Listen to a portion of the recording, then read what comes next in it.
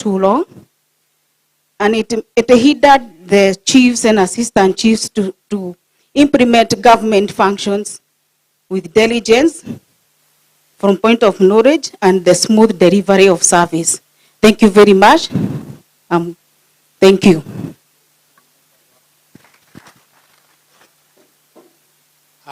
Thank you so much.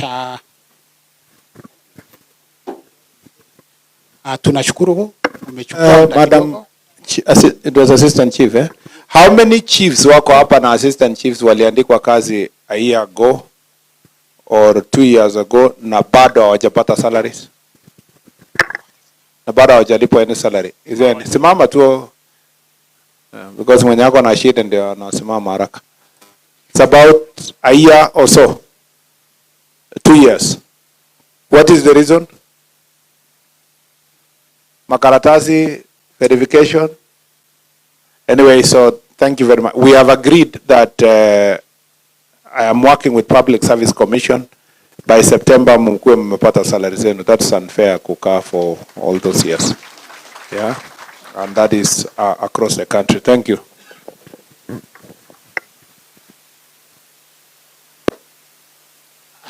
Thank you so much, Waziri. Sasa nataka kumwalika Simon Maingi kutoka Mwiki Sub-Location, Githurai Sub-County. The Assistant Chief. Thank you, sir. Our CS and all protocols observed. Good morning. I'm Simon Maingi, Senior Assistant Chief 1, Mwiki Githurai. Sir, we are very grateful for this. Tunashukuru sana kwa sababu fursa kama hii haipatikani. Nataka kuhusia mambo tu mawili ambao imekwama kwa assistant chiefs. One, job stagnation. Unapata ya kwamba mtu aliajiriwa na amekaa miaka mingi na hajafuka hiyo ingine. Na maybe sababu ya kutoendelea maybe ni ile certificate ya IPTC. Kule tunaenda kule Bakasi. Kwa sababu sio makosa ya chief kutakuwa na hiyo certificate. Tunaomba our CS, please, kama utawaive hiyo kwa sababu sio makosa ya chief ama assistant chief. Chief, tuko pamoja hapo? So unapata hiyo induction course ilienda wale ambao walienda tulienda kitambo alafu ikafika mahali ikakwama. So we request our CS during the mass promotion, please consider that. Hiyo ingine also maybe kuna chief amekaa ama assistant chief amekaa for more than 10 years. Na kwa sababu amekuwa mahali pale, tunaomba waive hiyo. Tuwe na hiyo waive kwa sababu sio kupenda kwa chief ama assistant chiefs. The other thing, our CS you have confirmed and we are very grateful for that. Ukiangalia hapa our chiefs and assistant chiefs they are very smart. Wako very smart. Na hiyo tunashukuru kwa sababu wakati tulipewa uniform tunaona hata sisi tunakuwa smart. So na umegusia ukasema ya kwamba kwenda Embakasi it has been a tedious. It's a long process. Unaenda unaandikiwa barua na ni lazima mshikane wa machief kadhaa, assistant chief kadhaa mwenda pale, lakini I thank God because today you have promised us. Imekuja katika county level. About tutakuja hapa maybe tupimwe measurements. CS amesema kuna zingine tunafaa inakaa ni kama hiyo amesema. Lakini tupimwe ili sasa ikiwa hapa haitakuwa na mambo mengi. Chief, tuko pamoja hapo. So is our prayer ama ni ombi letu kwa CS ya kwamba hizo vitu sifanyike na chief akija hapa maybe we are going to maybe the CC is going to organize ya kwamba tupimwe, tukija hapa unakuja unachukua uniform yako. With those few remarks, because others are going to air their grievances, ama hizo za chiefs, I beg nifikishe hapo. Thank you, our CS. Thank you so much, Assistant Chief Mwiki. Sir, with your permission now, I want to request the Chief for Mulera and Akahendo to come and have 2 minutes.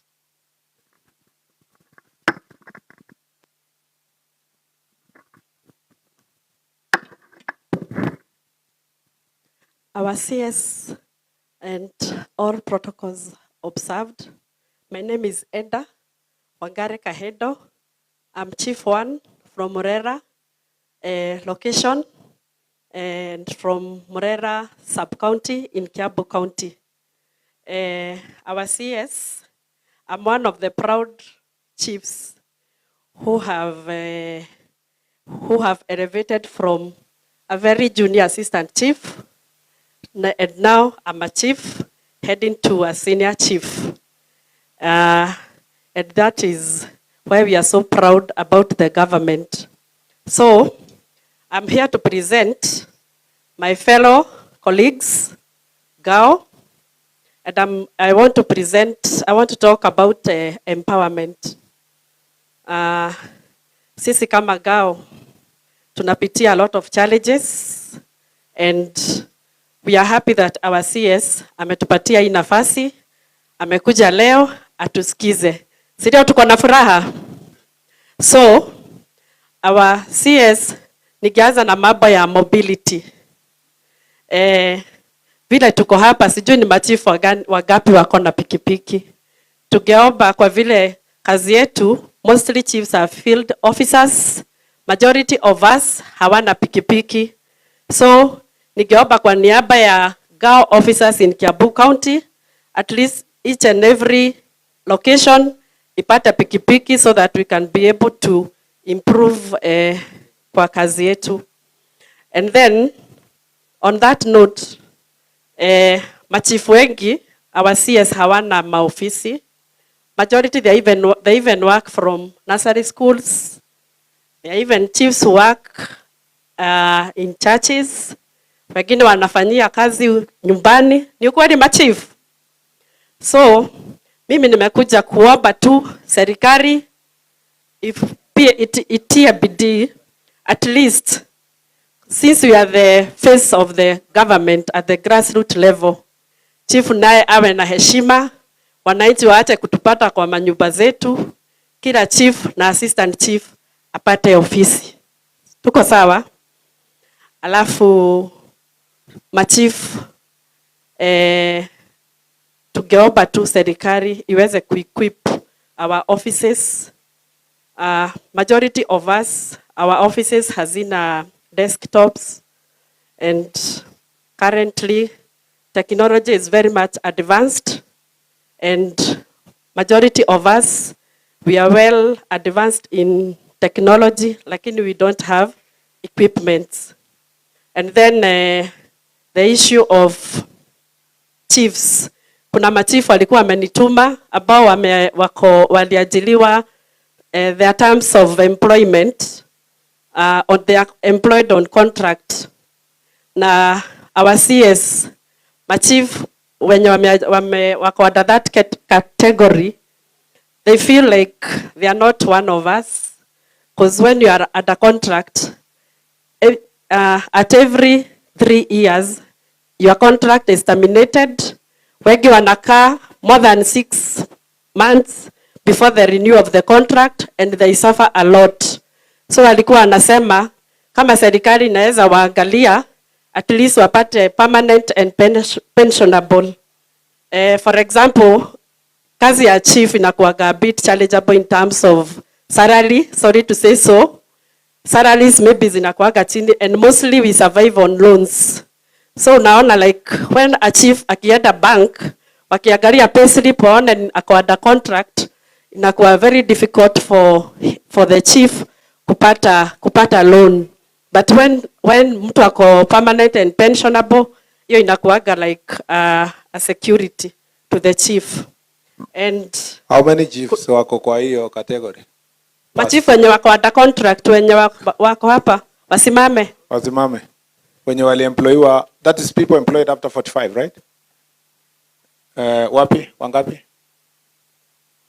Ni moja. Na wengine hawako. Yeah, this is the first time nasikia hiyo concern. They are really suffering. In the rest of the 28 counties, nobody raised that issue. So I just wanted to know. Sawa. I will be briefed here. I will know what to do. Sir, I have my last point about Gapu. Wala watu wako hapa wanakumbuka mambo ya APs chief wa kitambo alikuwa na nguvu sana. Sasa chief hana security. Ni ukweli chiefs? Chief hana security because the chief is supposed to be empowered pale mashinani. Ukifanya kazi unasikia you have your own security. Even wakati unaenda kupatia wananchi mambo ya government policies inakuwa ngumu. Like I remember wakati wa COVID kuambia wananchi wakae nyumbani ilikuwa ngumu. So tungeomba serikali hiyo mambo ya gapu iharakishwe so that hata tukifanya mambo ya pombe, mambo ya 100% transition, chief arudishiwe ile nguvu yake ilikuwa ya zamani. Kwa hivyo bwana waziri, tungeomba uangalie hapo hata ita enhance the administrative duties, hata the confidence ya wananchi. So kwa hayo mengi na machache, thank you so much. Asante sana Eda Kahendo kutumalizia katika kitengo ya machiefs na manaibu wao. Nataka kumwalika George Mwaura, Chief Ruiru Location. Mwaura, usichukue muda kubwa sana kama ya Kahendo.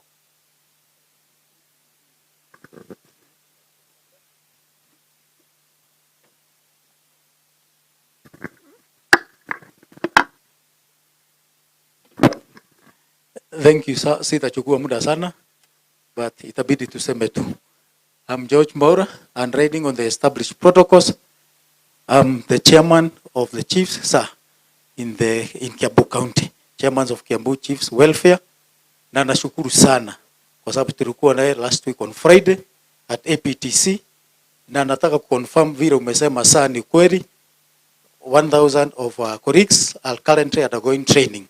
Hapo umesema saa chiefs wa Kiambu tufinywe kidogo. Umeona chairman wao hata miguu hana. So lakini DIG ukiambiwa tukimbia, sisi ni kusalimu mwamri, tunakimbia tu. Tukianguka tunajua hospitali iko karibu sana. So thank you sir. Tuliona mambo mengi, some of which my colleagues are saying, mambo ya gapu, officers coming back to us, we appreciate. Na vile vile nataka kuchukua nafasi kwa niaba ya all the chiefs and assistant chiefs sir, kukuambia asante sana. Tumekuwa tukisema hiyo mambo umesema hapa. At times we are the officers on the ground, tunakuja kuambiwa. Hatuulizwi ni nini inawasumbua. Ni nini hii na mvanji kiatu ndiye anajua mahali inauma. Now this is the opportunity and we are going to tell you. Na naomba saa kwa ruhusa wako nichukue tu nusu dakika ni introduce the county, our county leadership. Wasimame tu tafadhali. Thank you sir. The county leadership. Tusimame tu because sio wote tulikuwa tumekuja. Hao ndio hapa. And salute. Sit down. That is the county leadership. We have cascading from the national level. Kiambu County tuko na wao. I am the chair. Mwenye amesoma hapa mitangulia Madam Enda is the county secretary. Na tunataka kushukuru sana kwa sababu hata Friday ulikubali kushughulikia mambo yetu. Na nishukuru pia our PS in his absence. Dr. Raymond Omo kwa sababu pia he is our patron at the national level. In our region it's our LC who was formerly our county commissioner here in Kiambu, Mr. Joshua Kanatha, and today our patron here is our current CC, Mr. Herman Wafula. Na tunafanya kazi pamoja sana. As the leadership, pia nichukue fursa hii nishukuru serikali kwa yale mambo mmetufanyia kama machiefs. We appreciate. Bado tuko na safari, but we appreciate for what we have. And still, sir, before tuseme mengi, count on our support. We have delivered, and we must continue delivering and supporting you and His Excellency the President in service delivery to the citizens of this nation. My old man always tell me something nikiteta. Wewe Mwaura ndio uliomba hiyo kazi. Na ulijua mnalaranga nje. Wewe kama ulikuwa unafikiria kazi ya chief ni ya tai, sio ya tai. So fanya, uliomba ukapata, fanya. So chief, uliomba ukapata, mambo ati ni usiku au ni mchana, wacha. Wewe si ni wewe uliomba. Kuna wengi wangefanya vizuri kukushinda, Mungu kwa njia zake akaona unastahili na akakupea. So ufanya. Count on us, sir. We have delivered as Kiambu and will continue delivering. Hilo lingine, sir. Mambo umesema tuseme, kama hatutasema hapa tukikuja kukutafuta. Mambo ya pombe Kiambu ni changamoto. One of the main issues Kiambu, pombe. Na haiishi. There is a gap. Licensing. Imetusumbua sana.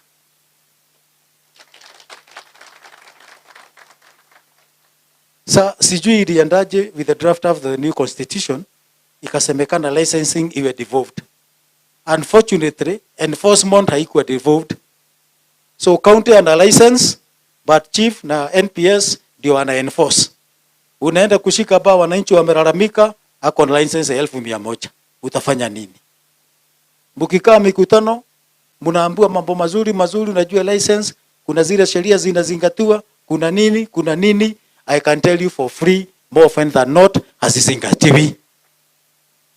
Unapata even in the middle of the village, by restaurant, kwa residential area. Umeenda residential area, the next, ni shule, hii ni bar. There is a counter registration inasemanga, ati mwenye bar aweke wall kubwa, ule naulizanga, akiweka wall kubwa juu next to an institution, harufu ya mkojo wa mlevi haitafikia watoto. Because that is what the problem is. Enda for example kwa Nguruiro graduate school, next to that school kuna 6 bars. Nani anachapwa? Ni chief na polisi hawafanyi. Nobody remembers license imepeanwa. Tuangalilio hapo. Na kwa sababu nimesikia saa ukisema vizuri, we are here to, we may suggest, no, we may raise the challenges and offer solutions. Part of the, for us as Ngao, tungeomba either licensing and enforcement iende kwa county ndio tunyoshe kidole pale, au licensing and enforcement irudi kwa DC vile ilikuwa zamani. Ndio hii mchezo ya pasi tutoe hiyo. The other one, sir, na nashukuru hata nilikuwa nimesahau kushukuru Madam Beverly kwa sababu ametusaidia sana at headquarters, mambo ya chiefs and welfare na hayo mambo yote. Huanga anatufanyia mambo mazuri sana, because the next issue was to do with administrative units. Ametushughulikia na najua kuna mambo amefanya. We've been raising those issues. I know with her guidance zitapatikana. Ile tu tungeomba ni fast tracking of those units. Kama there are some which were gazetted na hawajapata to operationalize, let them be operationalized. Example ni Kahawa Sukari hakuna DO. Gekumari hakuna DO. The assistant chiefs and chiefs within Ruiru sub-county hazijapatikana. Tumefanya hizo mambo in our report and we are handling. Madam Secretary, kama ungepea CS that report, ndio wataangalia. And all those other things amesema, stagnation, sijui wengine hawajapata hata person number. A very sad story, sir. One of our assistant chief from Thika East, hata alienda course, jina yake ikakosekana. Paka headquarter jina haionekani. He's a serving assistant chief, close to 2 years, amerudishwa, hayuko kwa course. Sa kama hata jina ipatikani, sitaki kusema hata mshahara hajaiona. But that's how it is. Yeah. There is another issue, sir. Kiambu was put as metropolitan, Nairobi metropolitan, na tunashukuru sana. But what happens, sir, is that in matters of job, kazi tunafanya sawa sawa na watu wa Nairobi. Kwa sababu na Kiambu is the bedroom of Nairobi. Na vituko mingi sikifanyika Kiambu. Vituko mingi sasa sikifanyika Kiambu ina affect Nairobi. Na tungeomba saa, kwa sababu kazi tunafanya, a good example ni wakati wa COVID. Chiefs walikuwa wanalala kwa roadblocks with their Nairobi counterparts. Tukijaribu kuangalia vile mambo itakuwa. Unfortunately, sir, Nairobi Metropolitan tumewekwa under the Metropolitan in terms of job, but salary remuneration we are rural county. House allowance ya chief wa Nairobi inaweza ajiri machiefs 3 wa Kiambu. So wacha remuneration iingie kwa iwe metropolitan kwa kazi na kwa mshahara, sir. Tunaomba. The last one, sir. Nikumalizia na malizia afande. Unajua ni chama ndio ni kidogo tu ndio ya mwisho. Ndio ya mwisho. Thank you sir. Thank you sir. The last one ni mambo ya our allowances. We thank the government for the AIE. Na tunashukuru sana because for the first time ilifikiriwa na huanga tunapata on quarterly basis. But iko chini sana. Tunaomba in view of the economic constraints iangaliliwe. Na kwa sababu umesema tunaomba be part of the answers, not just the question. If so you start from the current you are getting, because I know sitaki kusema hapa wengine watalia, assistant chief apate at least 90k per quarter, chief apate 120, DOs au wengine najua wanakuja watatetea mambo yao. Mimi yangu ni chief sana. For a start tutakuwa tuko sawa. Au hatutakuwa sawa hapo chiefs? Sisikii sauti. Thank you. Ya kumalizia ni kwamba other than those gazetted whereby operationalization haijafanyika saa, kuna those who have left service. And there are those sublocations and locations which have been vacant positions for even a year or two. Tungeomba through your office iwe fast tracked for recruitment of new officers, so that services to wananchi are much more efficient. And as I conclude, sir, count on our support as I started. And when you say jump, ours is to ask how high, not why. Kuna a Madam Chief who represents people with disability. Na ulikuwa umemwomba, utamuona hapa, Madam Patricia. She's with us. And I know utapata dakika moja naye baadaye. Madam, there she is. Madam Patricia joined the service akiwa sawa. Along the way akagonjeka. We thank the government kwa sababu rather than kusema hatawezi, mulisema hata apate promotion akawa sasa full chief. Tunashukuru sana kwa sababu yake.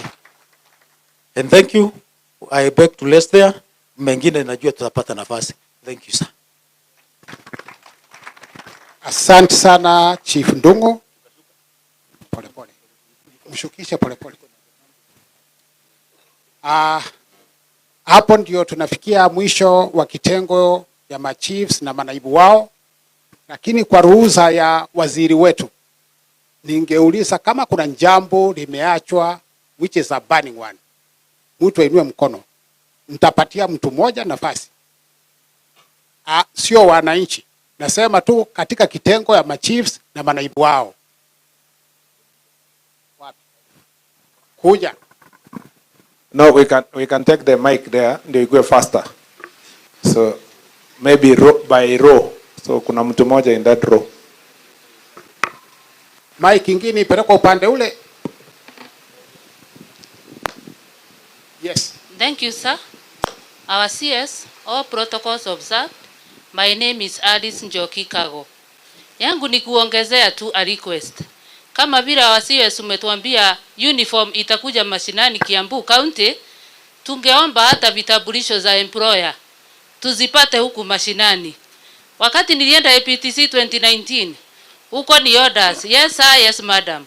Raini ilikatwa wakati nilikuwa karibu kwenda kupigwa picha, nipate kitambulisho.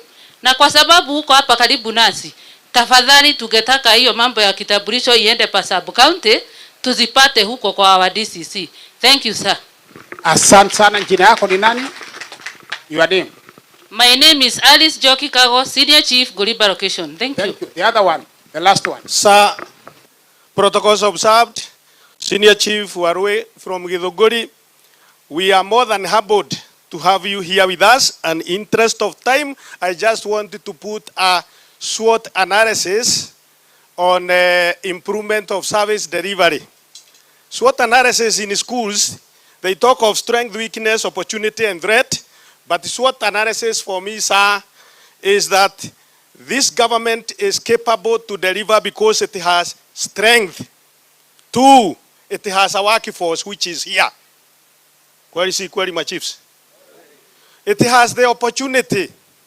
It has been given the mandate by the electorate. And it has not threat, but tenure. There are no elections this year. There are no elections next year. So Give man time, according to a philosopher known as Socrates. Give man time and he removed the mountain. Finally, sir, the burden of proof is quite a problem when it comes to efficient, effective service delivery. Kule mashinani. Why, sir? Absence of evidence is evidence of absence. What do I say? If a chief indicates, together with my OCS or Mr. Koech here in Githunguri, that this one is a known pendra, hata mtoto wa shule anajua soko ya mbangi ni huyu, the ODPP is going to be a stumbling block, because you're going to tell me either you are not able to connect the bangi and the owner. Then the other one, 4 weeks after the crackdown that has taken self-sacrifice, tirelessly fighting, including arresting a police officer, and that's a great milestone. Sir, 3-4 weeks later, ODPP probation tells me, Chief, kuna mtu ulishika na bangi, lakini kuna kitu inaitwa decongestion. So, jioni ya hiyo siku huyo Pedro atakuja anionyeshe kwa mkono kwa kichwa niko bali na kazi. So, sir, I'm just saying, a motivated staff performs better than a demotivated staff. So one way of motivating is to appreciate that the police officers are working tirelessly with Ngao, yet our part of the government, because it is multi-agency, the ODPP, which is part of the government, the probation, which is part of government, is not seeing the point. So, sir, I request that I don't repeat all those points, but I can tell you that with motivation, hata chifu akiitwa msemaji wa serikali atakuwa na material. Na material inatoka kwa mfuko, na mfuko ndio inaenda kwa tubo. Na mtu Waroi, your time is over. Your time is over.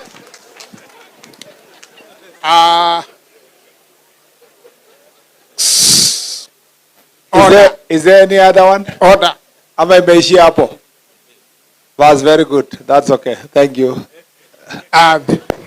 Thank you, sir. Lakini chiefs na assistant chiefs, apart from pombe, that is the only problem you have a problem with kwa communities, ndio? I don't think I don't hear any other. Nishasikia yenu, welfare yenu, but ile ya wananchi, challenges mna face kama wananchi. Where is this problem ya gangs? Kwa your community, you don't have challenges ya these gangs yenye nakuja. Niliambiwa a new one huko Ruiru inaitwa nini? One what? One something. One stop. One stone. Hamna shida ya one stone huko Mungiki nini? Na other, ama mnaogopa mnasikia tasemwa na kutembelewa. Najua when I go for meetings nikienda meetings ya banditry, chief anasema mheshimiwa, sasa baadaye tukienda kwa nyuma kidogo kuna maneno nilitaka nikuambie, lakini sio kwa hapa. Na kwa mkutano wenyewe, wachana hii ya leo iko na kamera. Sasa hizo tuko kwa nyumba kidogo, sisi wote hakuna simu, hakuna nini, lakini hata mtu anaogopa the next person anasema huyu ataenda kusema ulisemwa, lakini sio mimi, ni chief ule mwingine ndiye alisema. Is there any other challenge you think as chiefs you are facing in Kiambu County and you needed to say for the sake of the people? Yeah, welfare yenu nimesikia na your friends wamesema kwingine. Kuna chiefs wawili, hiyo ni ya mwisho. The chief who is behind and the one who is at the middle. Is that a lady or tusimameni both of you so that nione. Yeah, okay, they are all gentlemen. So anzia huyo na ule wa mwisho. That is the last two. Oh, did you want to say something? No, okay. So the last two. Thank you very much, our CS. All protocols observed. My name is Simon Kamau, Senior Chief 1, Biashara location within Thika West Sub-County, Kiambu County. My points are two.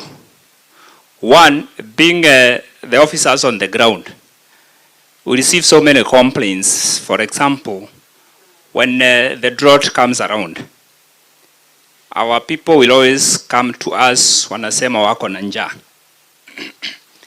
But the process of the food distribution, we are not involved, neither are we part of it. But thereafter, they will still come, sisi ni wamama wazee hatukupata chakula. But food comes, but the distribution process, let us be involved so that we can also help assist our people. The other one, Bwana Waziri, chiefs and assistant chiefs, we are human beings. Sometimes we do make mistakes, but our politicians, sometimes they embarrass us in front of the public. We are parents, we have children, we are husbands, we are wives. And in the process, you also lose your dignity to your residents. We unatuambia nini na tuliambua na mheshimiwa utatolewa kofia. So kaidre our CS hapo tushikilie. Last and not the least, it may not be official, lakini tunakuomba, because we know you and our beloved president, you are buddies. And the president tunamshukuru, tunamfanyia kazi. Kwa ile jicho lake la upendo tu atuangalie pande hiyo ya affordable housing, at least tupate ka 1 bedroom kama chiefs and assistant chiefs, hata sisi jivunie kwa serikali. Asante. Will you pay? Mutalipa? Chief, no, I want to hear because umenituma. Nimesema mkue allocated lakini you will pay. Nimesema kwa ile jicho yake ya upendo tu atuangalie. Turushiwe kamoja tu ka 3 bedroom. He will leave the legacy. That is okay, but you will pay. Because there are some people who try to pay. We can pay. People who pay. try to access, but they are unable to. They want to pay, but they are unable to access. We can get at subsidized prices. Yeah, okay. Okay. Okay, nimeelewa what you are saying. But at least, I wanted in principle kwanza, because that is what the police officers also asked in another meeting, kwamba we can pay, but we be supported beyond just supplying through Boma Yangu. We be given maybe even longer period of time to pay, but we will pay, so that we, all of us, know that when you retire, you have a house. Maybe that's the first request. Subsidizing can be the second request, but the first request should be that civil servants working, because wale uniambia wanasema wanatafuta shamba, lakini mwishowe nyumba ikikuja, they cannot, even if they apply, they don't access, because other people succeed to get it. The last one, there was the last person, nyuma huko. Yes, sir. I'm Paul Kibara Gaido, Chief Udhiru, location Kabete sub-county. So, sir, mine is a quick one. It's on service delivery and the challenge. The main challenge probably came up with a person, I don't know whom he was, that removed corporal punishment in schools. Because currently at the moment, tunasikia one term, tunasikia Gen Z, tunasikia, if you interact with these people, they see this is Kenyan flag. This is a coat of arms. You are a government, provide for us. And these people are lazy. They smoke a lot of bang, they are idlers, then they tend to see as if this is a heaven. But philosophically, even in accordance with godly principles, one have to eat from his sweat. One have to work. Bila jasho upati, they don't want that language. So they tend to gang up and fight us as chiefs in our service delivery, policy dissemination to them, and being a good example to be emulated from. So working in this way, you find that one, sijui in which terms should I put it, because wakati unaenda, una find that tunalea watoto ya mayai, shule aguzwi, mzazi anaenda kutafuta hamuguzi, jirani hawezi guza, mtoto ndio huyo, akienda hata anapata first class in the university, first class honors degree, akitoka nje anaajiriwa, anafutwa, anaingia kwa pombe. Eventually, rivers, roses and all those, like in my local village, I neighbor to the east, Westlands, to the south, Dagureti. So they go to those changadens, which are there, Kangemi, Nini, Kawangware. Sasa, that's a challenge. I end there. So, hii watoto tunalea turudishe corporal punishment in schools, so that we have a future generation. We are living now and they will live tomorrow. And they are all Kenyans. Yes. Thank you so much, our chiefs and assistant chiefs. Tuinue mkono tuwapigie makofi moja. Asante sana. Mgeni wetu wa heshima sasa, nataka kuchukua nafasi hii niingie kitengo cha ACCs. Na nyinyi kwa sababu ni wachache, nataka mchukue muda mchache sana kushinda machiefs. Naanza na ACC mwenye tunaita Mbaisi, ambaye ni ACC wa Tigoni Division. Mbaisi, dakika 2.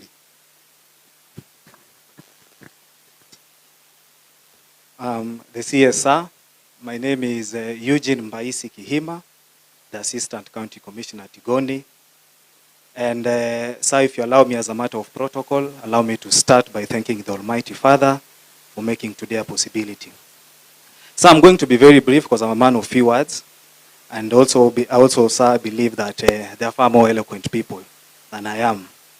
And sir, it's because of 2 issues. Firstly, sir, you've traversed the country. And basically, I know you've realized about the ubiquity of issues facing ACCs.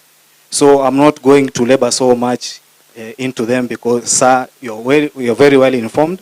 And 2 also, sir, is because you're surrounded by a very competent team with the likes of Madam Beverly Opora, whom I venerate so much. Sir, mine is to thank you because of the recent promotions.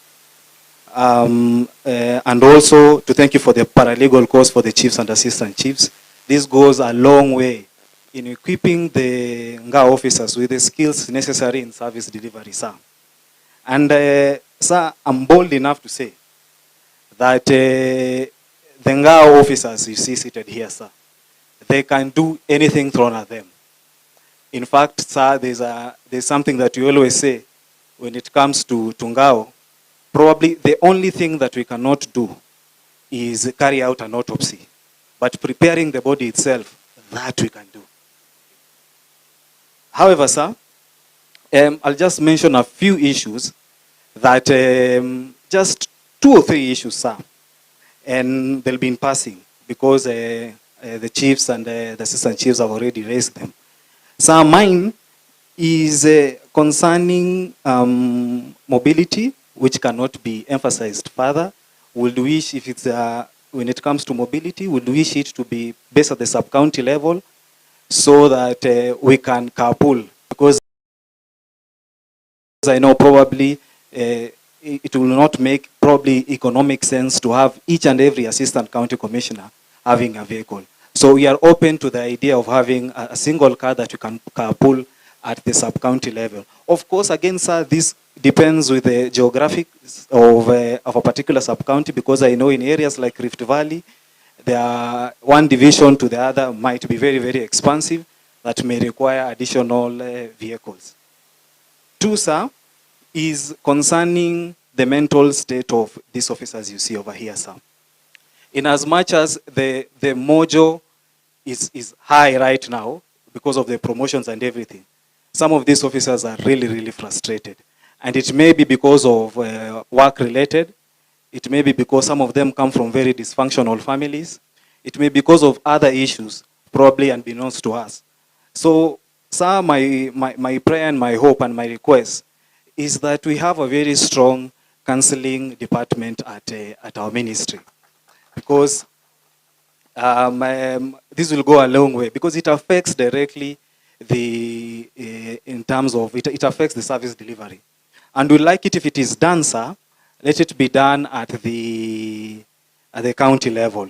We can have group therapies, which I've seen work, and as a person who is very, very so much into psychology, sir, I can tell you it really does work. Sir, lastly, when it comes to what probably what affects our community, not Kiambu only. So we've got what we call the climate works. So I would wish it to be fast-tracked. And once you engage this youth, sir, you will not see what you're seeing right now. But the only request is this, sir, because I've seen recently what happened. We would like that when it comes to the recruitment and the selection of these young Kenyans, sir, we would wish that let it be done entirely by Ngao. And this is the reason why, sir, when it is left to politicians, what they do, they allocate those positions to areas that they perceive voted for them, leaving out areas that they said did not vote for them. And what happens is a backlash. But these Ngao officers, they're always with the people love us. In fact, sir, we can even do a social experiment right now. All factors constant, RTP, give a mheshimiwa andagao, RTP, wapatie pesa, patio 1,100, patio 1,100, you let them mobilize. Ngao officers will mobilize even more kuliko heshimiwa, because the people love us, na sisi ndo tuko nao kila wakati. Other than that, sir, I just want to thank you, and may God bless you in your duty. Thank you, sir.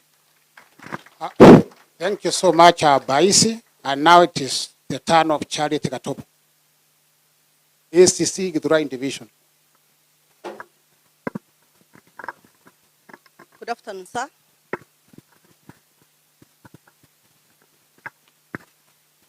Thank you, sir. I'm the one who mentored Baisi, so I will have very little. We agreed that you talk more and then I talk less, even because of age. Firstly, sir, I am Charity Gatobo, the Senior Assistant County Commissioner Githurai. And one of the issues that hinder our service delivery is that we operate on conflicting zones, especially the sub-counties that are along the road.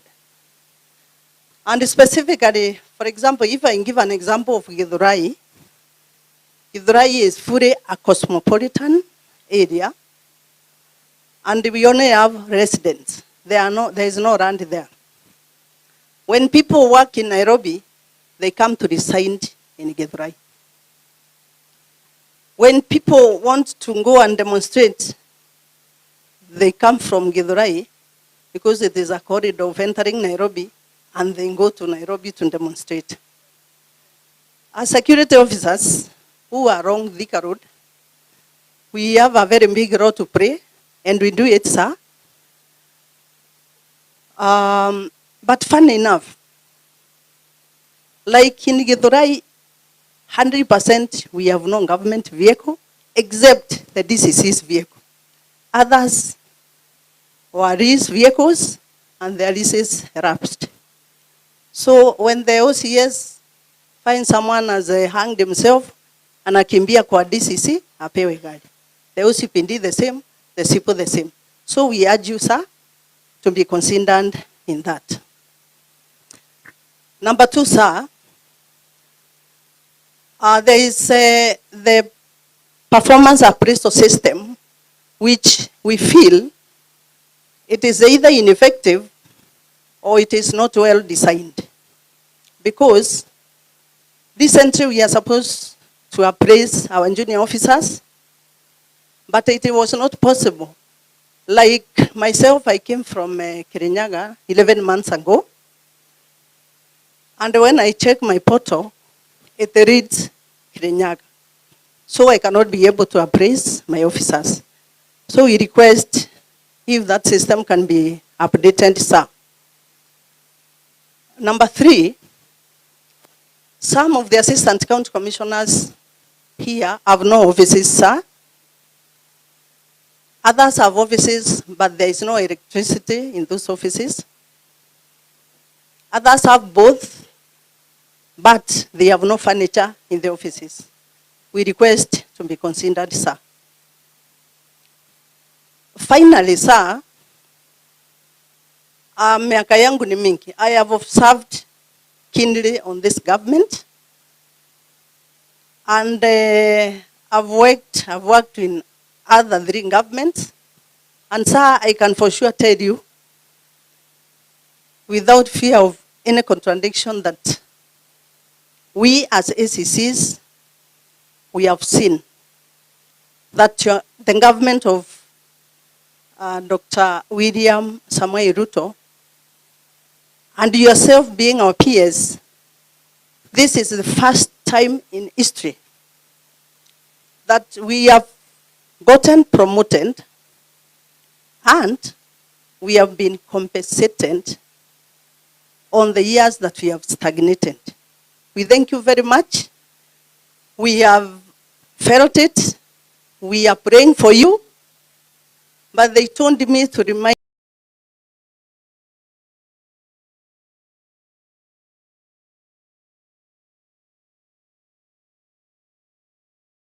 you, the 28 who are left behind. Thank you, sir. May God bless you. Thank you.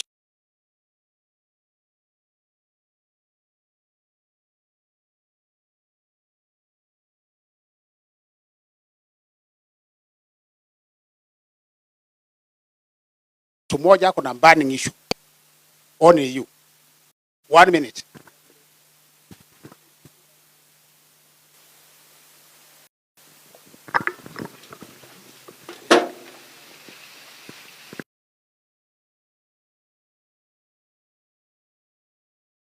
For a brief promotion, sir. We are very happy for our colleagues who have been promoted, sir. But there are cohorts of ACC, sir. There are people who are employed in the year 2015 and beyond. Those ones are promoted. They've talked here as if all of us have been promoted. That is not the case, sir. There are people who are promoted in 2021, myself and my colleagues. We are still left behind, sir. We are asking that we also be considered. Secondly, sir, I also want just to put one request. Our speaker who has just spoken before us here is now in a very high job group. It means the next thing they will become is to be DCCs. So, and there are people who are employed in 2021 who have served so well, sir, and they're ripe now, sir, to serve in the field. We are requesting you, sir, 2021, sir. The 2021s, the delay was only, they were due last year. Yes, sir. So it's not as a problem like the ones that they have stayed 15 years or so. Okay, sir. Yeah, so that's the next. Now, once we do the 300, right? There's another group of 300 that are going for DPA. Once we now bring everybody to 2021 at least, now we move to everybody up. Okay, sir. Yeah. So they're also asking that they have served in the headquarters long enough, and they are requesting that you take these people who have been promoted to the headquarters to become SCC1s, and they go to the field, sir. Thank you, sir. Asante, there was another one over there.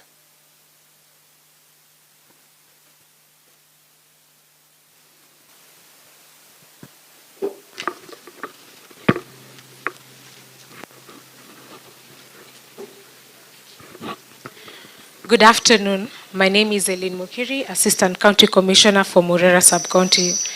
Okay, I have a request, and actually it's more like an observation. Being an ACC, we're usually the middle management. Usually we have very powerful chiefs and very powerful DCCs. So for us, because our transfers are usually frequent, we also require to have a sense of decency when it comes to housing. And my request was, could we be also considered in terms of having residents with the affordable housing? Can you imagine being an ACC and our housing allowance is very low, and we are supposed to still give an image of government that is strong and powerful, but our houses or the residents we are in are are just deplorable. So we are requesting that at least from every sub-county, there should be an allocation or a permanent way to allocate housing for ACCs from headquarters all the way to divisions so that all of us can actually enjoy the facilities and be able to work efficiently. Then lastly, just as also a request, especially for newly formed sub-counties, our newly formed sub-counties also have newly formed divisions. When we delay that operationalization process, it makes a dysfunction in terms of operation. For instance, we're talking about Murera sub-county, which I'm in, and I am also the ACC in Murera. But now when we are not able to operationalize the division, we are unable to effectively work within our chiefs and our assistant chiefs and our OCSs in terms of our roles and duties so that we can be able to effectively attend to the population that you have given us tasks for. So my simple request is whenever we have already operationalized the sub-county, it should concurrently happen with the divisions that are there, the locations and the sub-locations, so that we can have synergy of work. Thank you, sir. Thank you so much, ACC Murera. I didn't get the name, her name. Sir, my name is Eileen Mokiri. Thank you. Thank you so much, Mukiri. Sir, at this juncture, I want to invite the DCC for Kiambu Town, Macharia, to present issues of DCCs. Macharia. Oh, yes. Oh, yes. Now it is the turn for the officer commanding stations, and I will begin with OCS Kanunga. You are here. Idongori. Thank you.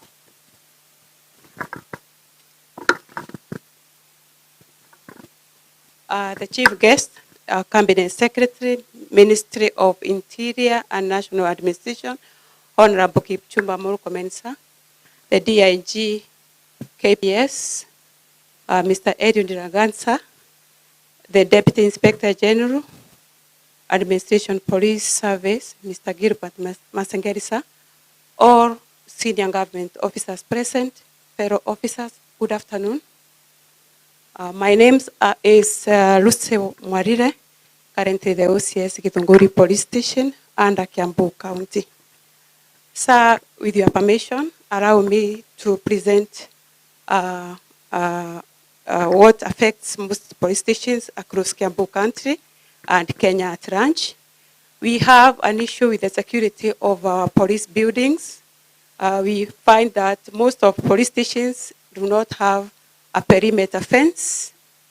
So recently when we had protests, many officers were scared because they were easily accessed by protesters who pretended to be protesting but were criminal gangs who took advantage of the situation, attacking our police officers, burning our stations, and also stealing firearms and ammunition from our stations, sir.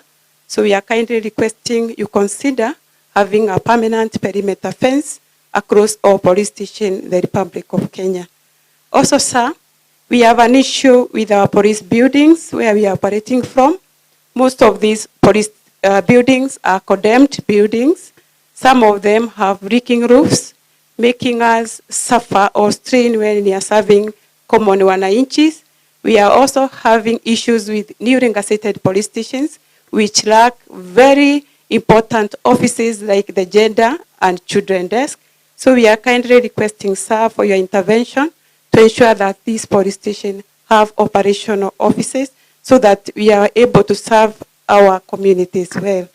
Sir, also in the issue of housing, we are having an issue when these houses were transferred to national housing, the officers are deducted from their pay slip. So you find once an officer is transferred from one station, he leaves his family at that police line and moves to another station. So you are likely to be having officers working far from your station, leaving their family behind. As the OCS, the people occupying the police lines are civilians or relatives of the officers who transferred, and because they are being deducted from their payslip, you have no right to move them from those houses. So we are kindly requesting that these houses that were constructed within police line be set for police officers who can hand over those houses once they are transferred, so that we can have officers residing with these police stations to respond to emerging issues of security without delay, so that we don't cause frustration to the members of the public we are serving, sir. The next issue I want to handle, sir, is about the welfare of our police officers. Recently, we had some promotion bonds, and we are grateful that some officers are undergoing training. However, we have a class of officers who are disabled, who cannot manage to go on training. These officers have been left behind as others progress in the service because they cannot manage to attend those training at Kiganja or Embakasi. And so far, they have remained very demoralized officers who are very diligent and working very hard at the station. We are requesting, sir, if that slot can be spared for officers living with disabilities so that they can get promoted on merit. We are also, sir, considering that officers we are working with, there are others who are having chronic illness.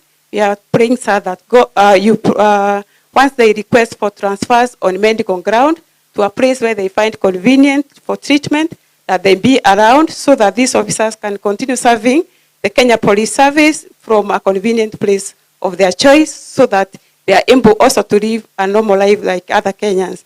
We are also pleading for you, sir.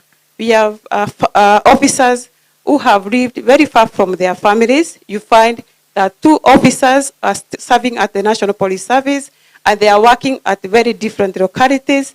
Sir, if they consider applying for transfers to be close to each other, not necessarily working at the same station, they be considered, so that even as we work for the national government, we don't have distinguished families around us.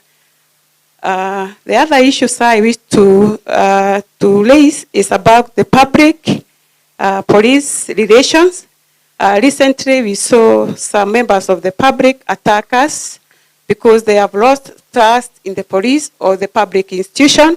We are kindly requesting that the members of political class, that they cease from inciting the members of the public, because we have been posted to serve these Kenyans. We have no issue. We request that we have a dialogue instead of protesting and bringing chaos to the police station, because these buildings were constructed for their sake, to assist these members of the public. And once they are destroyed, they are going to suffer, because officers will still continue serving others as they look for these services from a far distance. The other issue, sir, we have is the issue of strength and establishment. We are still working on very old establishment despite the growth in population and change in the crime trends. We are likely to have a problem of unpoliced crime, because the strength that we are having at the police station is very minimal. We are kindly requesting that the first the recruitment can be done, the better, so that we can up our officers, so that we are able to serve the Kenyans we are supposed to serve diligently, not leaving gaps because of the strained strength. We have issues where officers are being transferred without replacement, and you find some officers working in a strained way, even having less than 7 officers as an OCS in one station. So you are wondering where to deploy them, considering that out of those 7 officers, some are unwell. There are some who have serious issues that doesn't allow them maybe to handle firearms. With those few remarks, sir, I wish to thank you and welcome you back, sir. Thank you, sir. Thank you so much, OCS Ruse Mwarire. And now it is the turn of Officer Commanding Station, John Mambo, OCS Kanunga.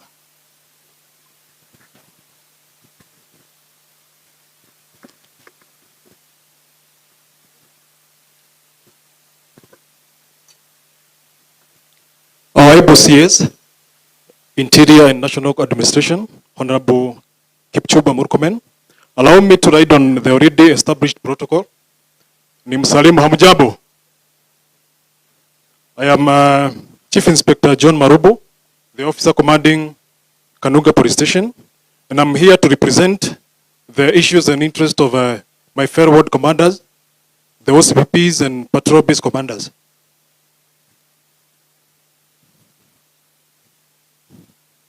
First, let me take this opportunity to thank you. And we are really honored to have you here. And we thank you for spearheading such a wonderful forum, coming on the ground to hear issues in their raw form.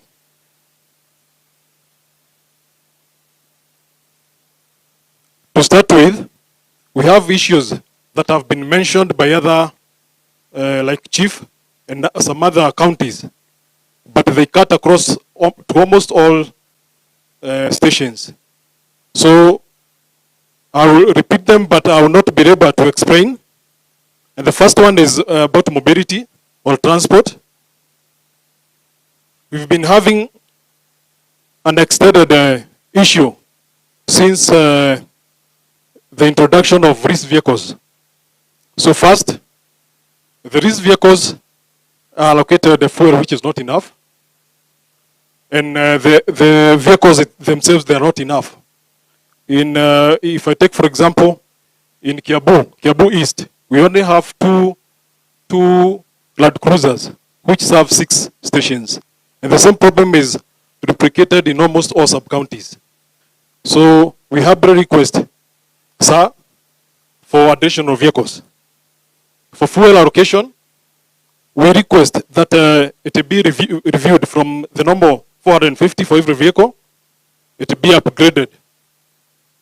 Because that was the initial allocation that was done 10 years ago. The other issue on mobility again is the old vehicles are in bad shape. We request reinvention of the previous regional motor vehicle workshop centers, county, and motor transport offices workshop to be revived.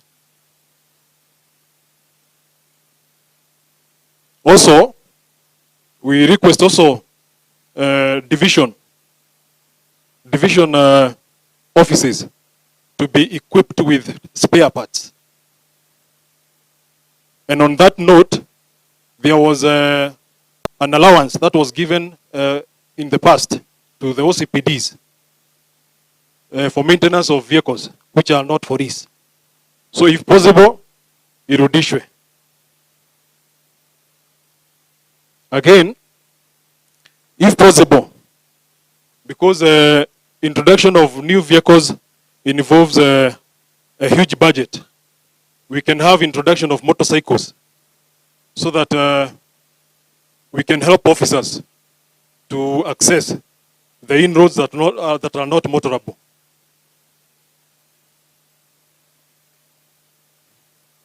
The second issue is stores. We have a shortage of stores. First one is expendables, like kit exchange, ammunitions, and riot gears. So we request that it could replaced in time. The other one on stores is stationary office equipment, like computers, printers, and even furniture. As we start right now, there is no clear guideline on how a station should be maintained, or in issues to do with furniture and equipment that help us to run the daily operations of a station. The third issue is AIE. It has been mentioned elsewhere, but a pointer, since 2019, there are many stations that were gazetted and they were not allocated AIE. So we are forced to depend on our mother stations. Like in Kiambu East, taking for example, it is only 3 stations that have AIE. So we are stretching, and we are forced. Sometimes we are forced to use money from our pockets to sustain our daily operations. And for instance, Kiambu police station do not have enough AIE also. So even the ones that have AIE, it should be, if possible, ikuwe enhanced, ikuwe imeongezwa. The fourth issue, our officers who serve at us, is alcoholism and mental wellness. We appreciate the good work that is being done by the Directorate of Counseling from a psychosocial support officers who are posted at county levels, but they are not enough. So we urge your good office, if more officers can be trained so that they can assist the already stretched number. Also on that note, more officers who are suffering from alcoholism, we would like, if they are rehabilitated, to prevent relapse back to alcoholism, we would request they be transferred so that we can disorient them from their social familiarity.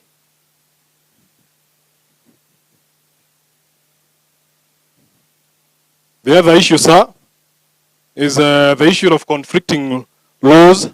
Though it have been mentioned by a chief earlier, we, the enforcement officers, we are having hard time since we are having conflicting laws between the county government, national government, which are the enforcers, the judiciary, and other stakeholders, bar owners. For instance, an issue which was mentioned by the chief, most bars and liquor stores are operating with court orders. And we are left wondering who is right and who is wrong. Because those bars were flagged off, having not met the requirement of the proximity to education institutions and residents. So we are requesting to have a harmonized precedence on Alcoholic and Liquor Control Act. The other issue, sir, is about training, which is capacity building. We are requesting the PTCs to be revived, and if possible, equally cascaded down to county levels.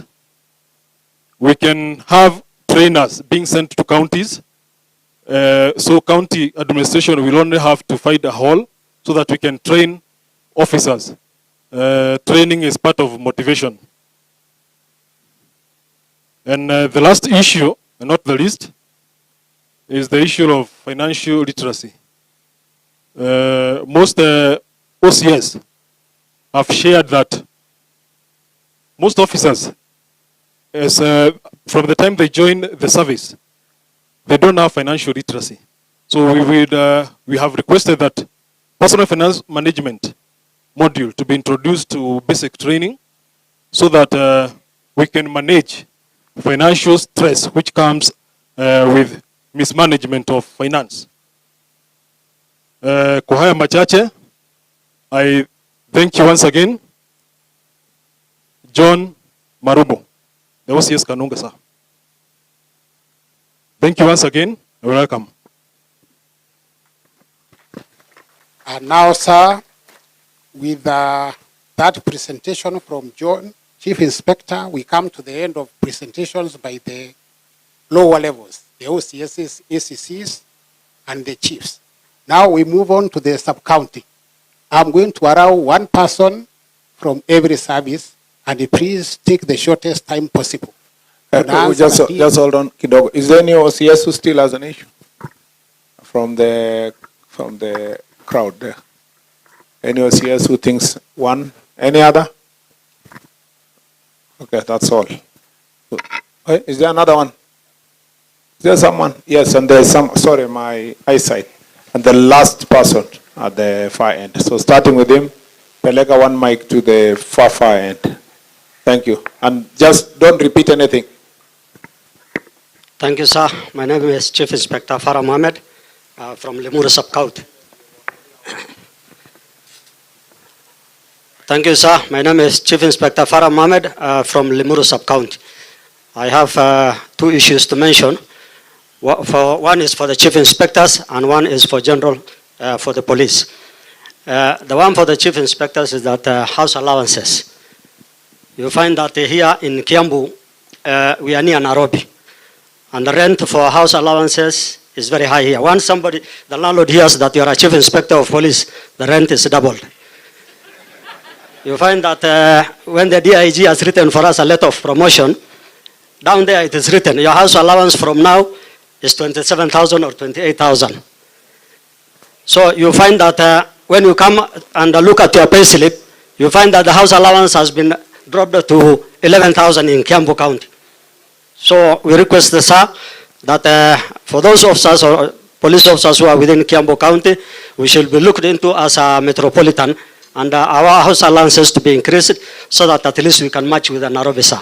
Thank you, sir. The other second point is about police officers who are about to retire. You find that police officers, when they are about to retire, they taken to their home area for transfers so that at least they can manage and mingle with their relatives outside there. But you find that that one, during transfers, it has been forgotten. Officer anakuja hapa anaenda retire, anabaki hapa tu, akikunywa changa ile pension kidogo amepata ya retirement, anamalizia hapa. Then unapata anarudi anakuja kwa OCS, ama utasikia huyu alikuwa OCS hapa, na amepotelea hapa, awaende nyumbani. So we also like, under your ministry, tusaidiwe, officers wakikaribia retire, wapelekwe nyumbani kwa kisa. The other one was there. Sawa. Yes, sir.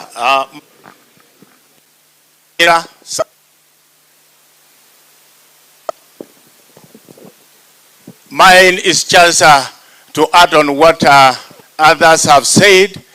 It's a great honor to have you here, our beloved CS. Mine is very simple. It touches on medical. It comes a concern that when an officer... Your name and station? I'm sorry, sir. My name is Morris Anyira, Inspector, Deputy CS, Tinganga Police Station. Inspector Morris Anyira, Deputy CS, Tinganga Police Station.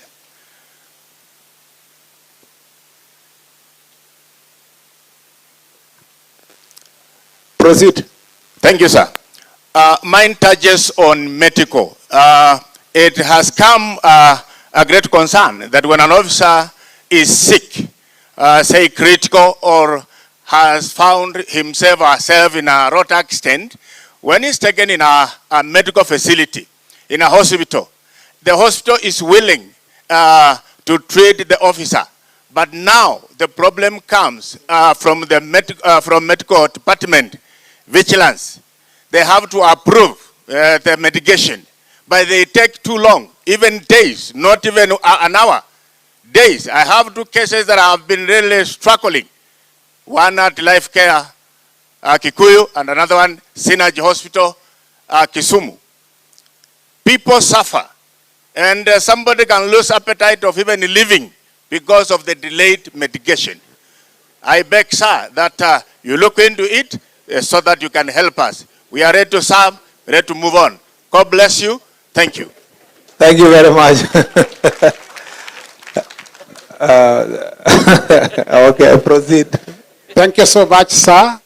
Tuweke makofi to appreciate our CSS one. Asante sana. Kufikia hapo saa tunataka kuingia katika sub counties na tunaanza na sub county AP commander anaitwa Maiyo. Karibu sana. 1-1.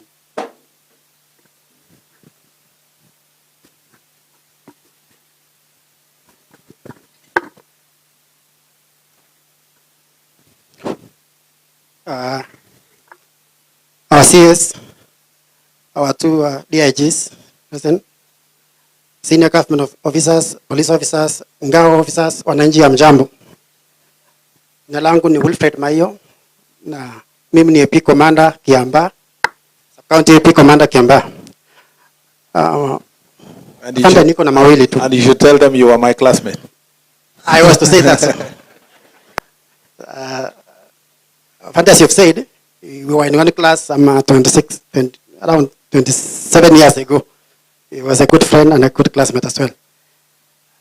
Afande yangu ni mawili tu, because naona mengi amesemwa na wenzangu na singependa kurudia. The first one is on the issue of promotion of officers above the age of 50. Mine is an appreciation on behalf of the officers because that one couldn't have come at a better time. Nashukuru sana. But then something crossed my mind. These are 50 years and above. We are expecting something to come from our DIGs in the near future about their promotions. What of those who are 48, 49 years? Next year again, what will happen? This is my opinion. What if we say like officers who have not been promoted and have worked for long, like why can't you give a period like say 10, 15 years if you have not been promoted? Job group 2 ibadilike automatically so that you can still be who you are. Nisikia watu kisema I think Ngao has got some structure that seems to be working. If an officer has worked for like I wouldn't say a period of time, maybe 10, 15, I would do job group ibadilike such that we don't necessarily have to be promotion, because we have got cases of officers who may have been like enlisted like me 1999 those years. Huyu askari anafanya kazi na mtoto wake mwenye ameandikwa 2022 or thereabout. In as much as we try to put them in assignments where they iko favorable kidogo, ni mzuri kama akwe pahali atafanya kazi na some dignity. But thank you for that, so much for that, we really appreciate it. Afande ya pili ni mobility. My colleagues from KPS have really talked about the same. Na kuna kitu wajasema kwamba askari wa AP commander asipokuwa na gari hata yeye anaumia zaidi kuliko AP commander, because these resources are shared. I can attest that. I've got my sub-county police commander here. Utaona gari yangu iko Kiambu kotini. Traffic pia hawana gari, kuna satokea shida along the highway. We have got a very busy one. Kuna fatality imetokea. I feel for my sub-county police officers hata kuniliko sababu kazi yao ni mingi sana. Na resources ni ya polisi tunasaidia na wote. But ingeomba in this forum kwamba washughulikiwe, like for example Kiambaa, I've got two very busy stations, Kiara and Rueno police stations. They are very busy, hawana gari. Gari ya utaona mara mingi iko na hawa watu. Mkiona jua tu ni kwa sababu just the way they are wamekaa vizuri hapa wakiwa wawili watatu wote, hata sisi tutakaa hivyo upande huo mwingine. But mtusaidie hiyo kazi ikuwe rahisi. Afande, I wish we had the MPs around here, because we're traded sana in terms of infrastructure in our police stations. MP. Oh, thank you. Take a better. Now, it's a nice idea. The CDF is a very nice idea. Security and education. Sina shida na education. Kwa security, they make sure that Ngao anakaa vizuri, ofisi imewekwa vizuri, kuna nyumba, ACCs, chiefs, police stations. But we are domiciled our offices are within the precincts of our DCCs, so our very able chairman, asanteni sana. But we have a problem. Mimi nikienda kuona my OCPD, amekaa vizuri, ako na kiti mzuri, nini mpaka meza. But when I got my office, ananiambia hii nimewekewa na area MB through CDF. I wish the same could be extended, because kwa sababu tumekaa kwa DCC imanishi, sisi pia ni NPS. Naomba wakuje upande ule mwingine watuangalie pia tukae kama wenzetu, because we work together. I'll not talk about the housing because it has been mentioned. Neither will I talk about strength, because we've not taken officers for quite some time, and there's a plan for that. I'm aware. I wonder what to believe you're also aware kwamba karibu tunaandikana. Hiyo nafasi ya maneno ya strength I think will be sorted. The last one is to appreciate the AOs who are here, including from the chairman, the DCs, and going down. I found that there are people who have really made our work very easy. In Kiambu, we have got an issue of transformer vandalism. We realized that the best people to help us are these chiefs going down the village level, because wanajua ni nani anakaa karibu na transformer. They may not have said it, but from where I sit, I feel their work. Asanteni sana, because you can imagine going in darkness for like a week or two kabla KPLC wakuje, because mtu ameamua kuharibu transformer. Mmetusaidia sana, we worked a plan, including kwetu huko, through the DCC, kwamba we map out areas where we have transformers. Hata ule ako pale kata kama ni msetu, tutafutie kayata kidogo na ile torch kali kabisa. Ukiona stima imepotea, mulika uone kama ni stima kweli imepotea ama ni mtu amefanya hivyo. Na watatusaidia sana. Asanteni sana. With that, sir, I beg to end there. And thanks so much for coming to have a word with us. Karibu Kiambu mara ingine. And as you've said, it was my classmate. I feel honored to be here. Thank you so much and karibu tena. Thank you, sir. Thank you so much, Wilfred Maiyo from APS. Sasa nataka kuchukua nafasi hii nimwalike Muriithi Lawrence, Kenya Prisons. Thank you, sir.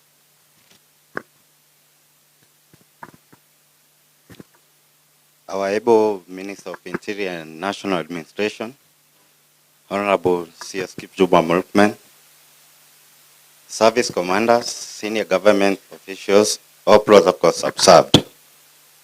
My name is Chief Inspector Lawrence Muriithi, and specifically prisons, Kiambu prisons.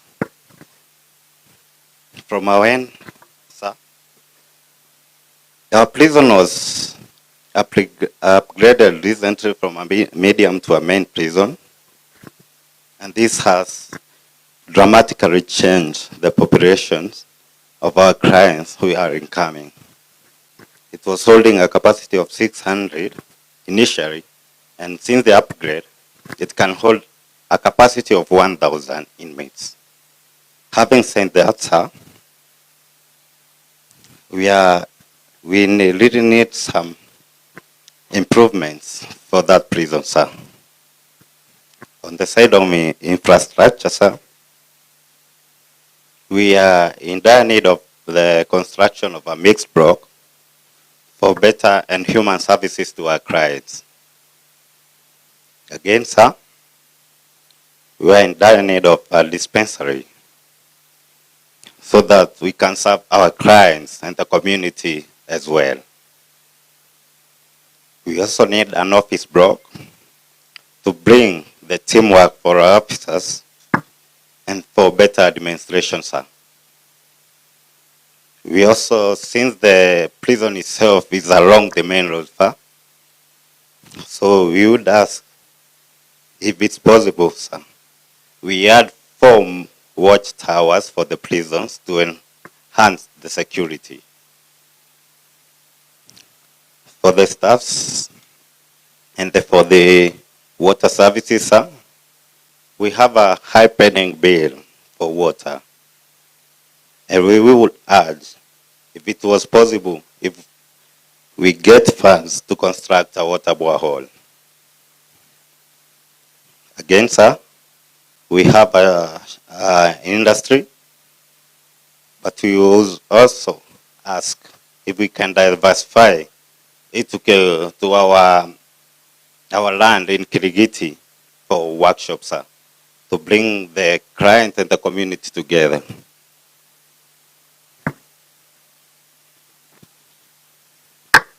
On the staffing issues, sir, currently we have witnessed an improvement in salary structures, which is commendable and credible. However, we pray that we can restructure our allowances in Kiambu to be restructured same as Nairobi. That could bring us sanity, sir. Yes. On the side of transport, sir, since the upgrade of the institution, we have only 1 DMAX, and which is dilapidated, sir. So if it's possible, sir, we can get a supply of 2 more Land Rovers or DMAX. It could be well for our services delivery. On the side of funding, sir, we would also, there is an inadequate funding. So if it was possible that there is an increase in the funds, we can give better services. Thank you, sir. Thank you so much, Mureithi from prisons. I'm making this appeal. Yes. Wale wamemaliza wacha waende upande ule. Sina jina la mtu kutoka DCI. Tunahitaji mtu wa kuongea. We await nini for the DCI to select the person to represent them. I'm requesting Daniel Mushangi, the sub-county commander in Thika West. Karibu.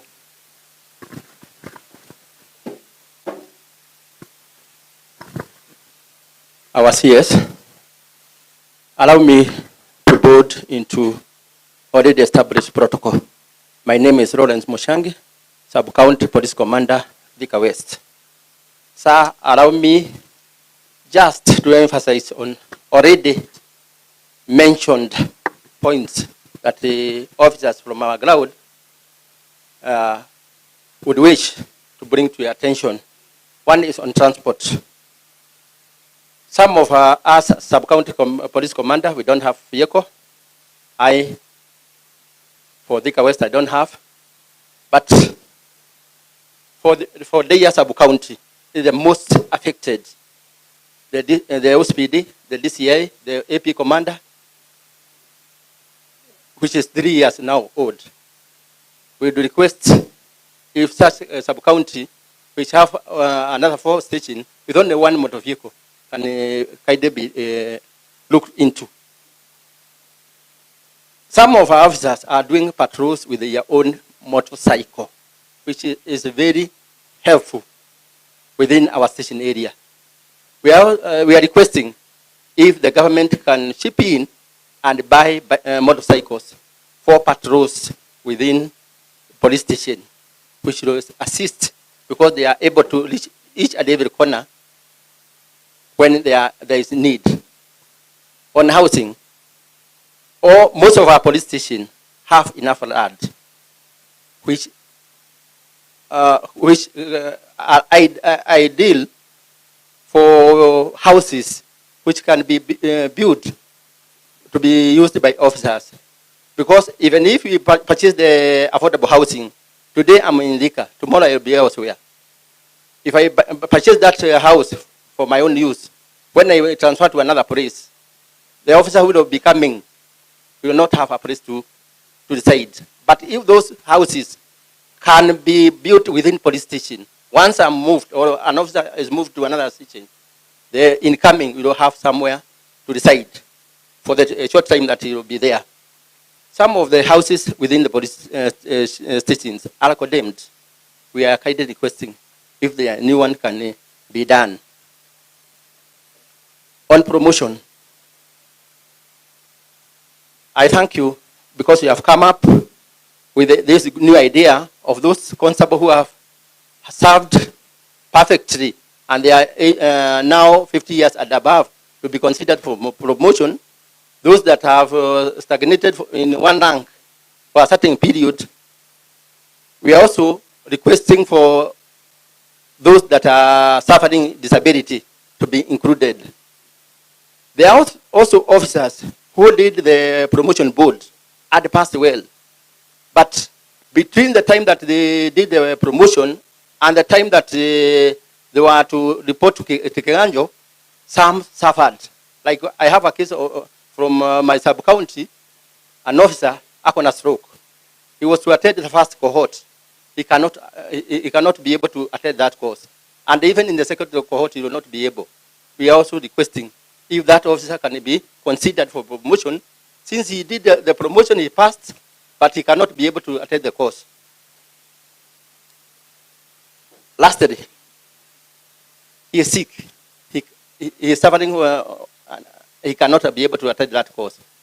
Lastly, sir, when we had the demonstration, this year I was in Thika, we were very much affected. But one thing that I saw is our officers are in deep fear of the consequence They don't want to act accordingly because they are fearing of IPOA. The biggest issue is IPOA. City officers, unakuta mtu hata nakuja, we saw it in the videos. Mtu wako na buduki, anatadikwa, he cannot defend himself. Na sheria allow that person to defend himself. I would request, if there is a way whereby IPOA and the police tuwekwe pamoja, tutrainiwe, officers be trained on why IPOA are there. So that tusikae tunaacha building kama hii inachomeka. Serikali ina lose a lot of resources. Na iko resources mimi nimepewa ya kudefend that decision. Simply because ya fear of IPOA. Askari hata lungu ya lao tataki kutumia. Hataki kutumia tear gas. They are fearing IPOA. Thank you. God bless you. Thank you, sir.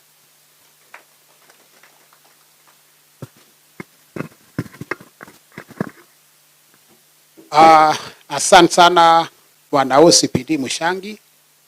Kwa nafasi hii nataka kuchukua nimwalike Winnie Kenda representing the DCI.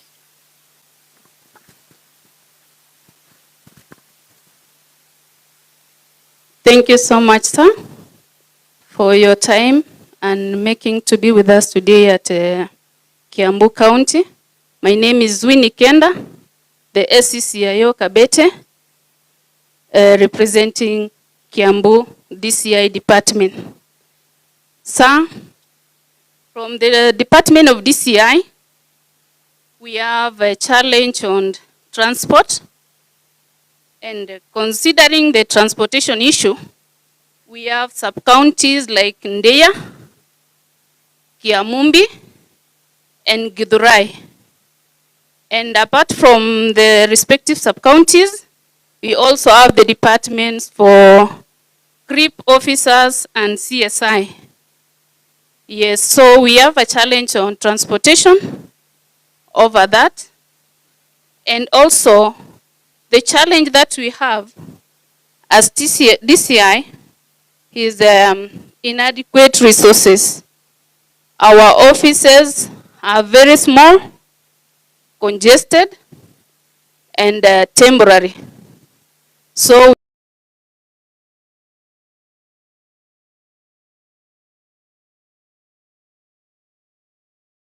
we find that we are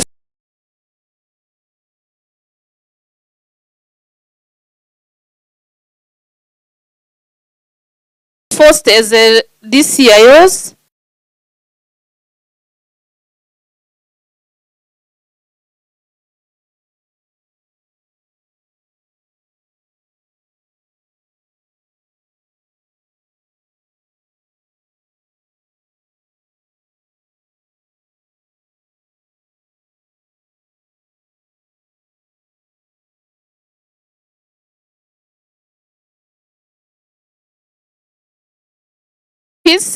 and stay at the veranda to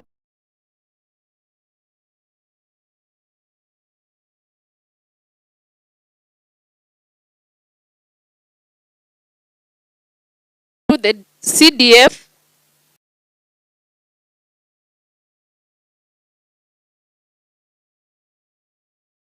to ensure that they actually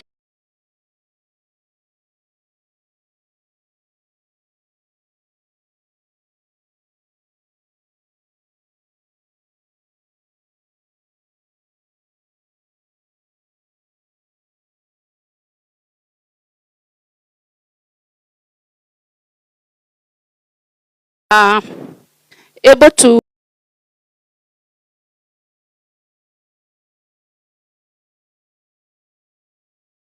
request them to attach some 2 or 3 officers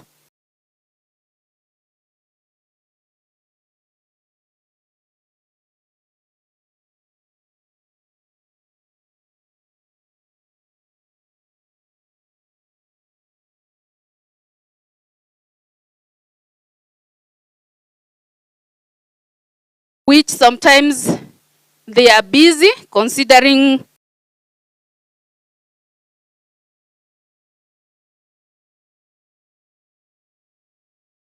the county itself with insecurity issues.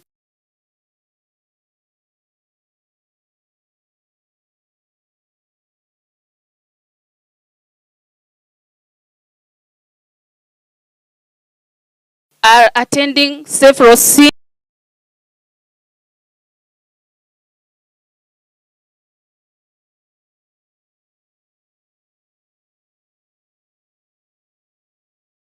within the county.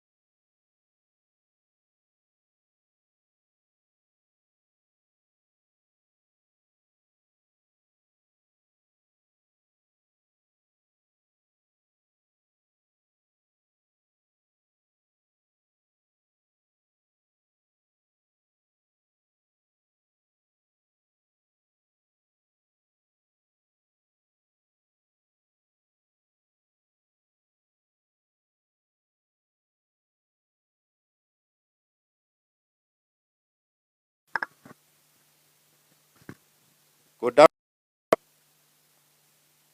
our CS, our DIGs, all protocols. Good afternoon. My name is Chief Inspector Patrick Nyongeza, Base Commander Juja. Sir,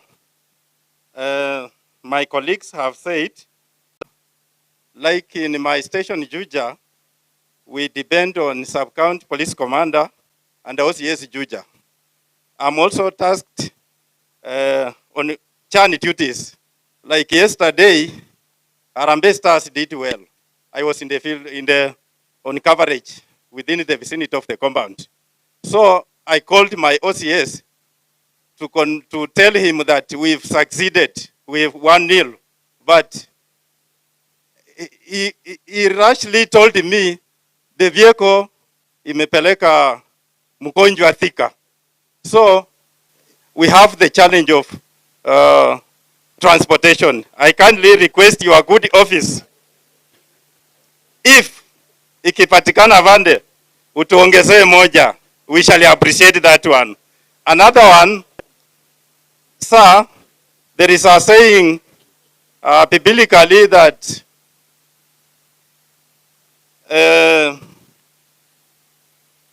the audience waliambia Yesu, sema neno moja tu and atapona. In this respect, sir, ukisema tu tutapata gari, other stations traffic duties, itasaidia sub county as a whole. With that one, I will also request the challenges we have. On top of that one, the roads. We have, this one is just one. Matangi or Thika Super Highway, Matangi Road. That road is a challenge in our facilitation for traffic within that area. Iko potholes mingi. We had some meetings up to county level na tukapata kujua kwamba ni kura.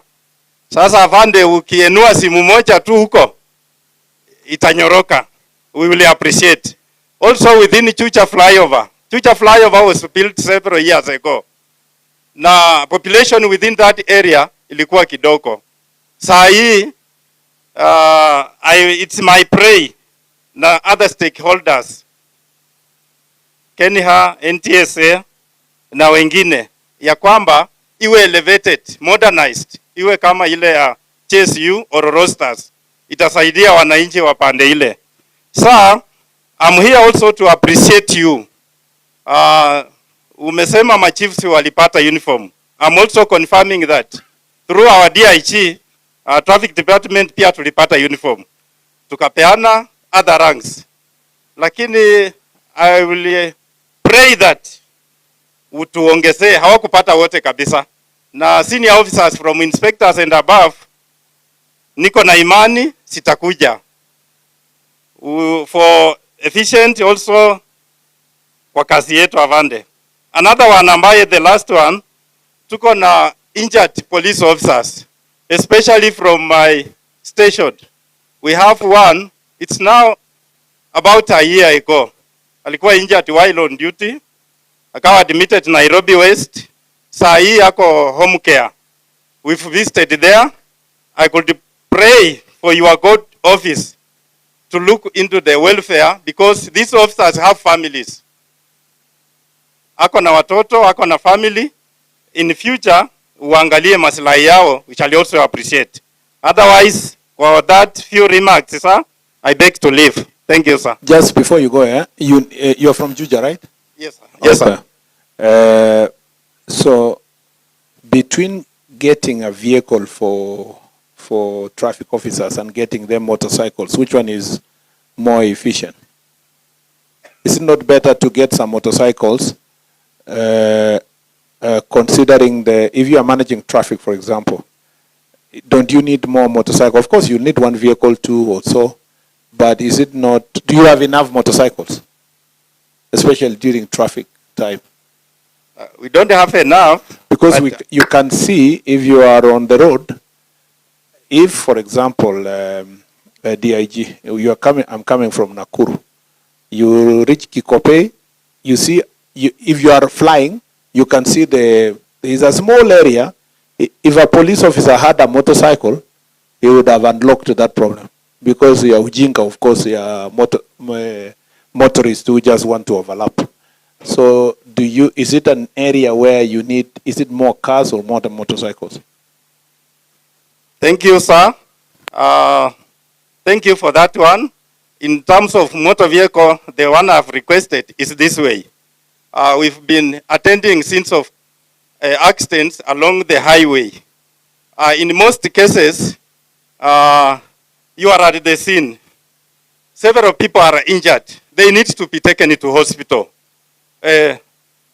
That is, I've understood that one. I'm just saying, because we are going to do the procurement by September, in your needs assessment, do you want us to include motorcycles for traffic or we just concentrate on vehicles only? We include them, yes, sir. Yeah, okay. Number two, you know, ordinarily, our vehicle should not be carrying injured people. It's a failure of the emergency departments of the counties. Yeah. Otherwise, ordinarily, the first person to be on site should not even be a police officer. Should actually be ambulance. But if a police officer delays, but you know, in most cases, it's a police officer who get there, and it will take 2 hours for an ambulance to arrive. So that is an area that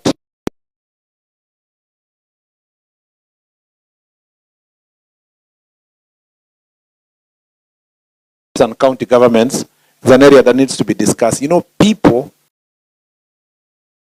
a serious issue.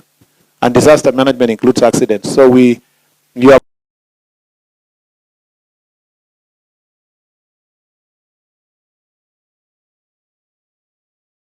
people to hospital. Yet an injured person should be handled at the accident scene, and then it's an ambulance should do it. So unfortunately now, in your submission, you are more worried about your car taking people to hospital. In the first place, it's not even your job. But understood what you're saying. And I'm glad some of the MCAs are here and the speaker. Thank you. Thank you, sir. Thank you very much. We should move faster. We are running out of time. Okay, sir. Yeah, and nobody should repeat what we have already said. Actually, we are finishing under this category with the DCC for Kiambu town. 2 minutes, Mashari.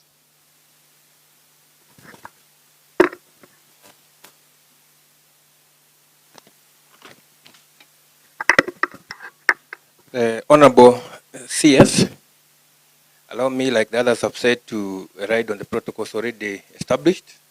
Let me first begin by appreciating this innovation. This forum is the first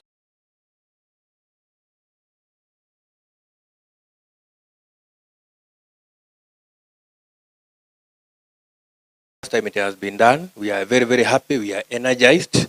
And I want to hazard a guess that it's because of your training in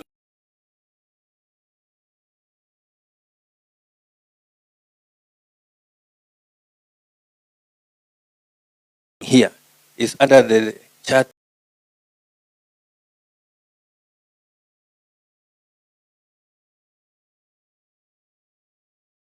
house rules. In other words, what we are saying here, nobody is going to be followed up.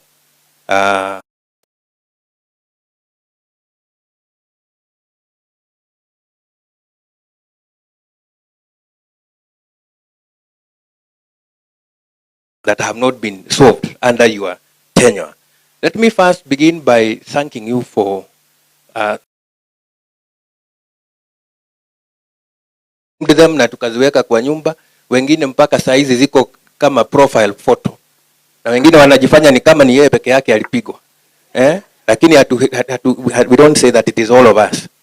So thank you very much for that. We feel re-energized, we feel warm, we feel embraced, and we are ready to do what we are required to do to assist the government to achieve its agenda. The other problem, one of the problems you are having is office space. With the rapid expansion of administrative units, sometimes you find that we do not have enough office space. Honorable Minister, it is not very nice when a Deputy County Commissioner is leaving behind the shops with this uniform and you are sneaking behind the bar to go, and sometimes a bit of a challenge. So would want to request that we have a budget for housing, for officers' housing and offices. Of course, our MPs have been very useful, wametusaidia, but as a politician, sometimes when you are faced with the choice of building a school or renovating a school and building a chief's office or DCC's office, the choice is obvious. Because the school has immediate political dividends. And again, sir, we do not want to keep begging our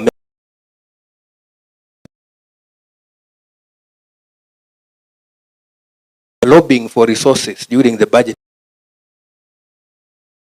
process. Please lobby for our officers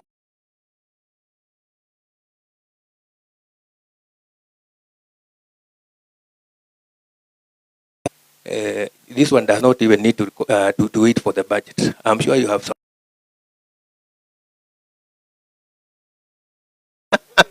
So Laboso, you are to blame after all.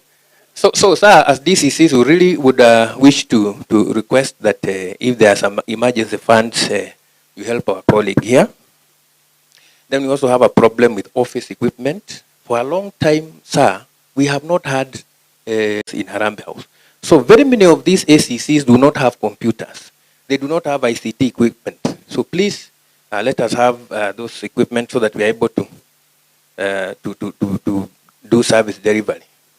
Transportation, again, in many of the sub-counties, we have only one vehicle. Although there are some DCCs who don't have vehicles.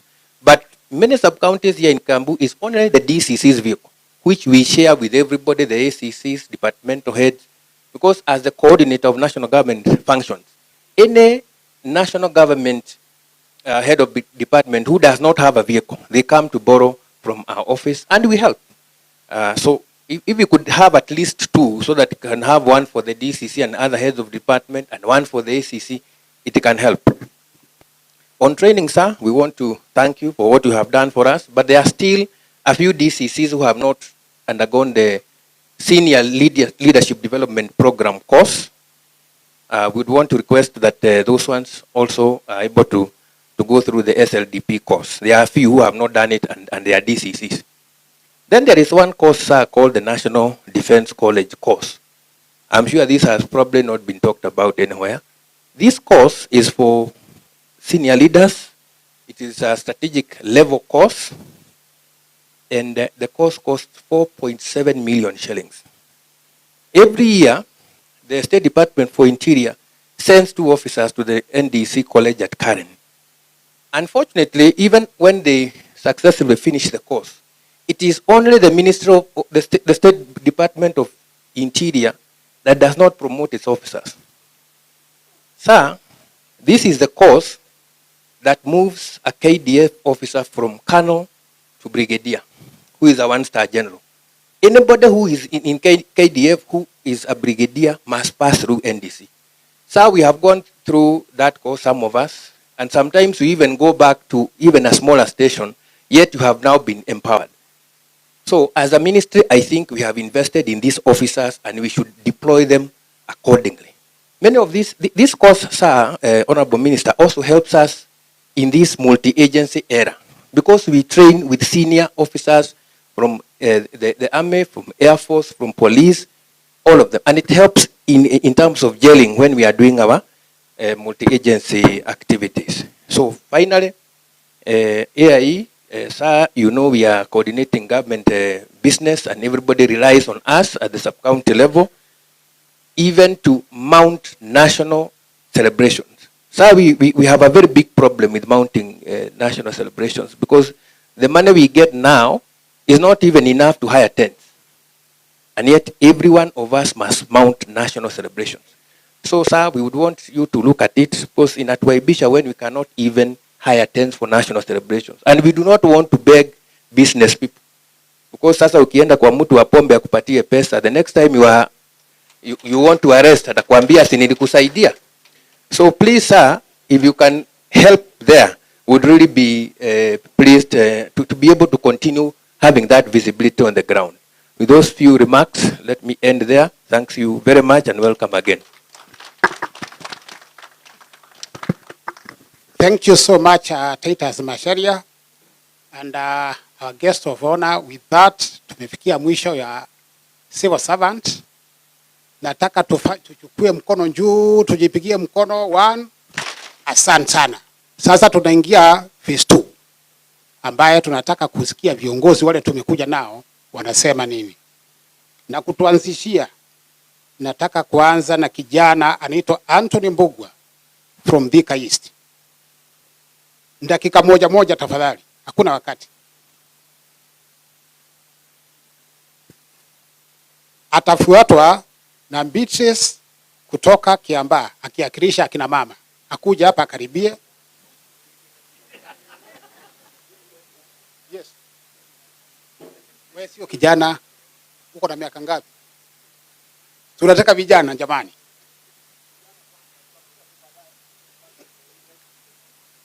Who is Anthony Mbugua?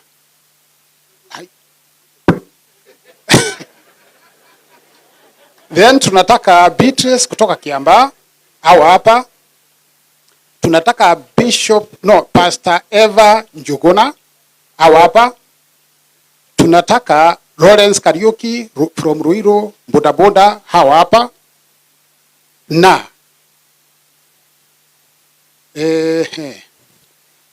Na Edward Kubai Bogwa, a business person.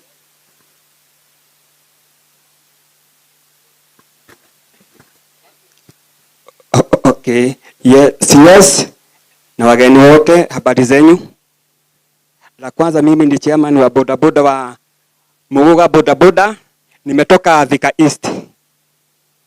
Muguga bodaboda kutoka Thika East. Aya. Before hapa tu kuongea tu habari ya youth, kuna kitu kimoja tu nikataka tu kuongea kuhusu Monyo police station na Gatwenyaga police station. Ningezungumza ya kwamba huko kuko na shida moja kubwa sana ya magari, ya kwamba ati kuna gari moja tu ati inapata kuserve hizo police station zote, na shida ile ambayo iko ni ya kwamba ati Monyo police station ni kilomita ambayo iko mbali sana. That means ya kwamba wale askari wanaenda huko ni watu wanatumia pesa zao za bodaboda kwenda kuangalia wahalifu. Ningeomba tu CS kuongea tu wakati tu leo, upate tu kutoa sauti moja, tupate gari moja ambayo itapata kuserve Monyo na Gatwenyaga police station. Haya. Na hapo pengine tu ni kuongea ya kwamba ati tumesikia ya kwamba ati machifu watapata kuongezewa promotion. Ningesema ni vizuri sana wakapate kupatiwa promotion na askari pia wakapate kuongezewa. The reason ni hivi.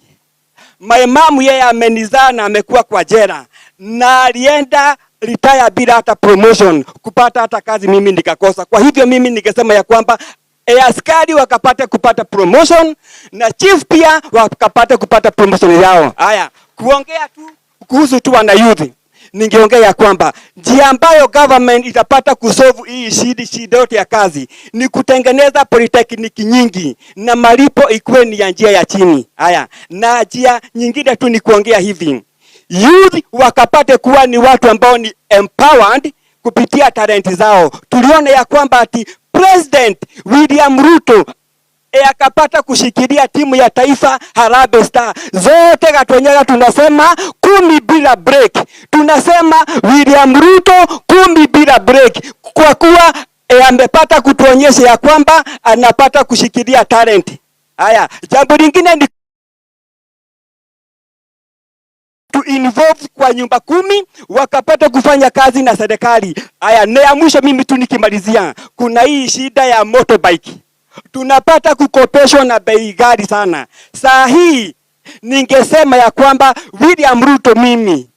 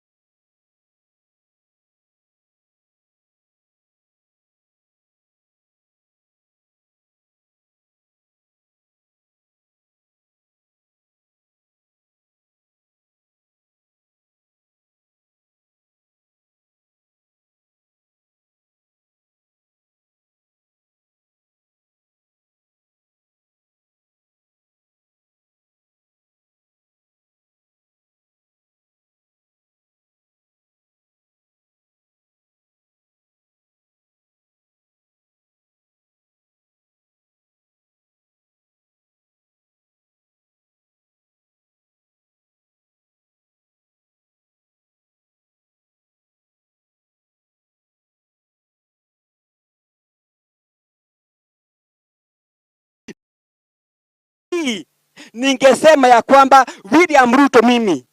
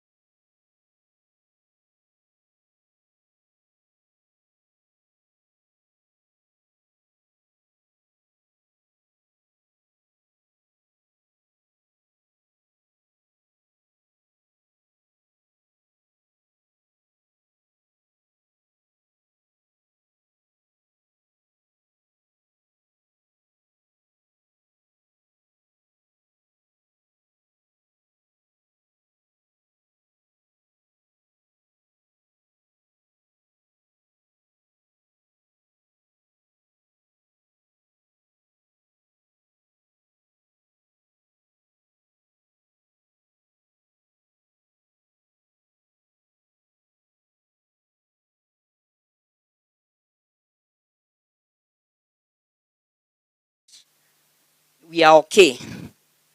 So I'm here on behalf of a few clergy that are around, and I'm not the best. I know there are others. First, I want to take this opportunity to thank you for such an opportunity that we can sit together, matters security. Those who have talked have mainly dwelt on their welfare, which is good, because I think they don't have another opportunity to speak out their matters. But I also think we have another side of security matters that is not only about welfare. And that is where I will dwell. So number one, I have only two issues. Number one, as a minister of the gospel, we have had issues with thieves stealing in our churches. And we don't know where our society is heading to, because in days past, I think that was an abomination. So today, we don't know what to do because they break and they steal. So we would want that enhanced. Perhaps all the solutions that have been said will contribute to that. For example, wakipewa pikipiki, police officers, wakipewa magari, they'll be more mobile and perhaps they'll be able to patrol, and that will reduce. The other thing that I would want to mention is that we have had very good working relationship with the security agencies. I must say, I come from Roiro. I can see my Mheshimiwa is just right here. I can see our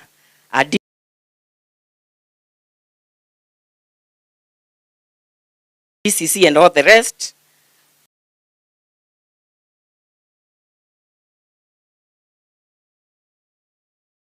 We have had very good working relationships with security agencies because we deliberately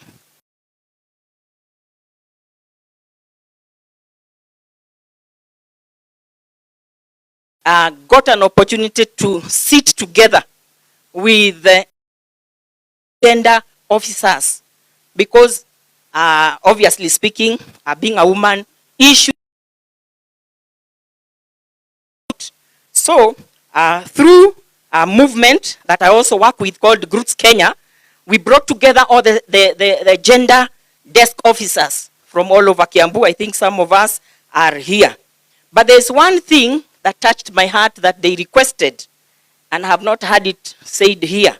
But because they said it in that forum, they requested that wherever there are gender desk officers, for them to work, easily, because of the issues that come to them, they requested to be equipped with better facilities and even be given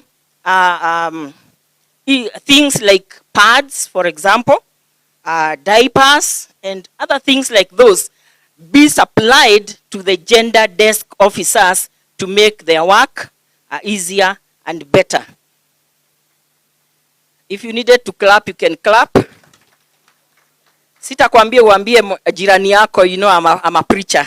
But thank you so much. If we have another opportunity, we'll bring up even more issues and solutions. Thank you so much, Pastor Heath, for that wonderful presentation. I'm requesting Lawrence Karanga. Akuja hapa. Ako wapi? Lawrence Karanga. And then, finally, Karaoke from Bar Owners Association. Dakika moja tafadhali. All protocols observed, Bwana CS. Hamjambo. Kwa majina ni Lawrence Karanga Mungai, kutoka sehemu ya Kiamba. Ama Nakada Certified Recovery Coach. Na nikisimama mbele yenu na kuja kuomba kama tunaweza kuwa na uwezekano tupate a rehab center in Kiambu.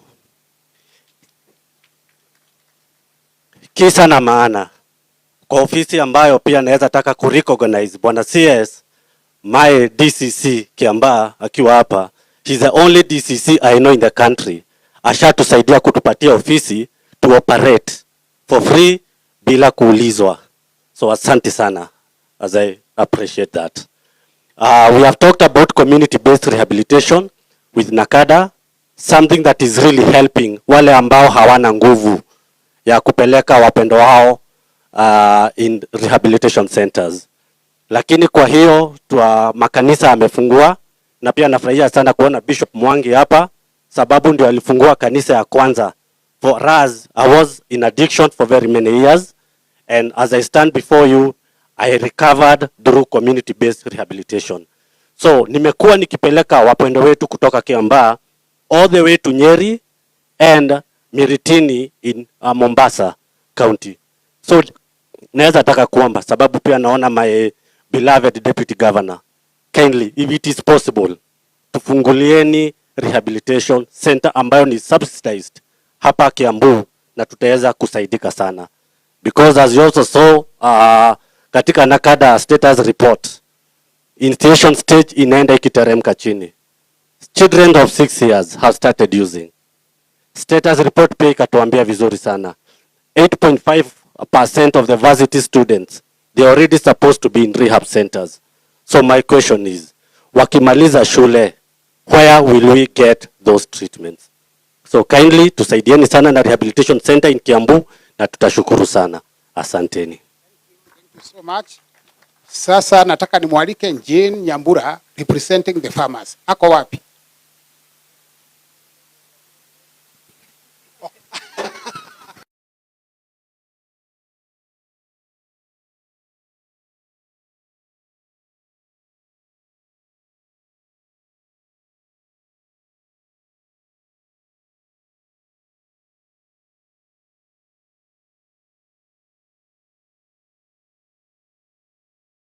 Our issues because we have borne the brunt of the blame in terms of mambo ya pombe.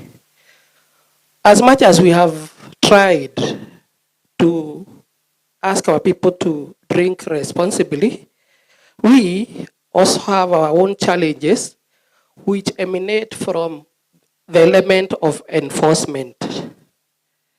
From where I sit, I want to congratulate the chiefs, the assistant chiefs, and the rest of the team for the good work, the cooperation, and the rest. But we have our fair share of challenges with them because they do not know what they intend to enforce. Wakiambiwa enforce, wana enforce kwa bar. What is it that they need to enforce? The country is not short of rows. Kuna several departments. Let's talk of the counterfeit beer. Pombe yenye tunasemanga ni second generation, third generation. There is what we call the anti-counterfeit agency. It is not felt here in Kiambu. Ndipo ukiambia chief ati ashike pombe mbaya na pombe haramu, hajui chenye anashika.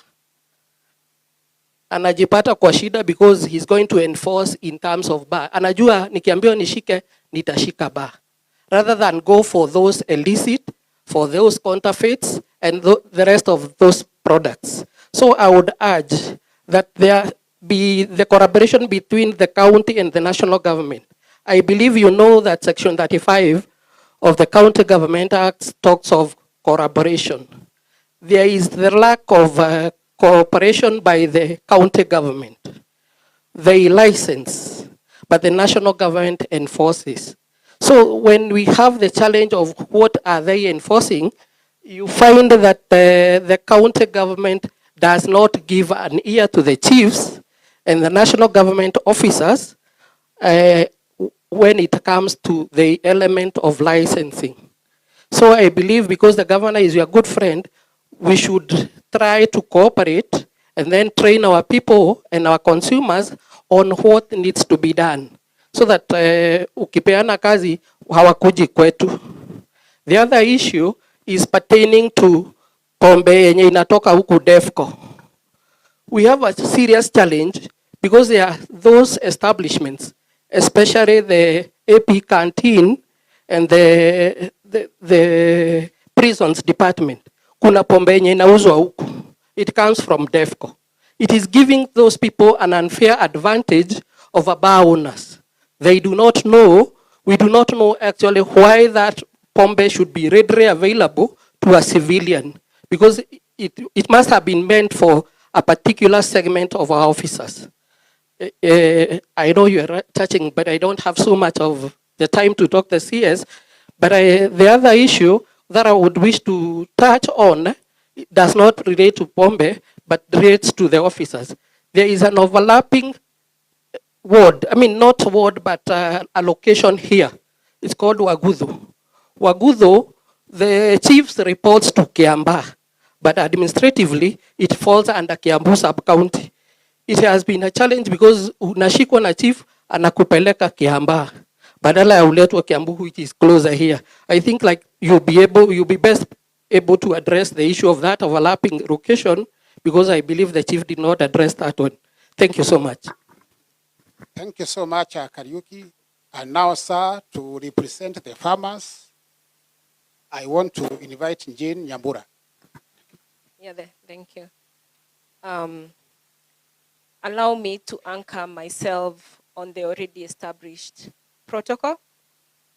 Honorable CS, thank you very, very much for convening this meeting. It's now an afternoon.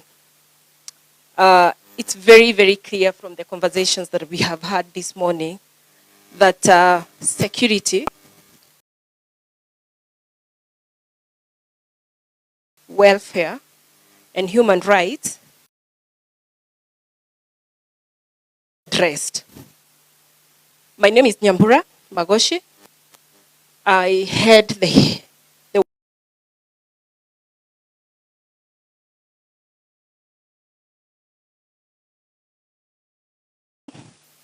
we are in 3 counties. That's Kiambu, Murang'a, and Machakos. And therefore we work very, very closely with the regional commissioner and the regional commander. And we really, really do appreciate their support. As Del Monte, we support about or over 35,000 families directly and indirectly. And not to mention that Thika Town and Keno would actually not be without Del Monte, Kenya. And therefore, we are part of a greater community. Just to mention our challenges, we actually have one, and I would want him to listen. I'll give you time to, because it's important.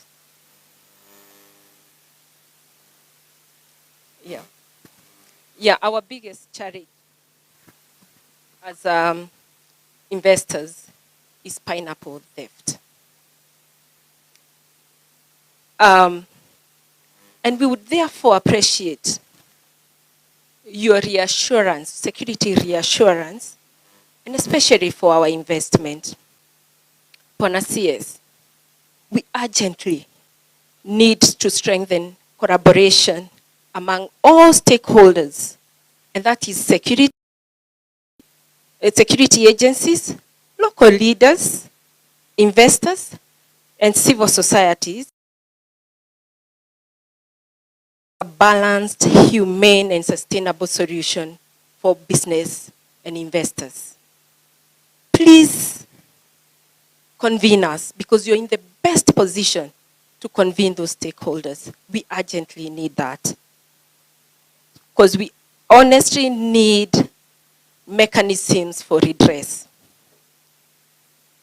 In fact, on Monday, I had a meeting with the regional commander, and the first thing I told him, Bwana Commander, we urgently need to meet the CS. And I now believe in the law of attraction. That was Monday, and I am in front of you, and I'm asking and pleading with you, kindly convene us. We urgently need that. And the last but not the least, I know you're going to Murang'a tomorrow. Allow me to extend my invitation to you to come to Del Monte, if possible, on your way or from Murang'a tomorrow for just 30 minutes so that we can have a conversation. Thank you very much. Thank you so much, Nyambura.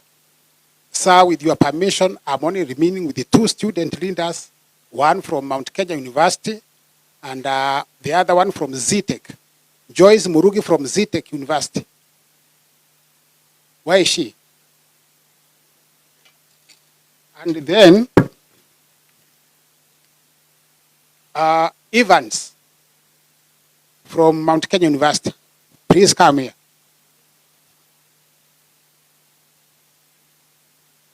Yule amefika kwanza. You are the Vice President, CITEC.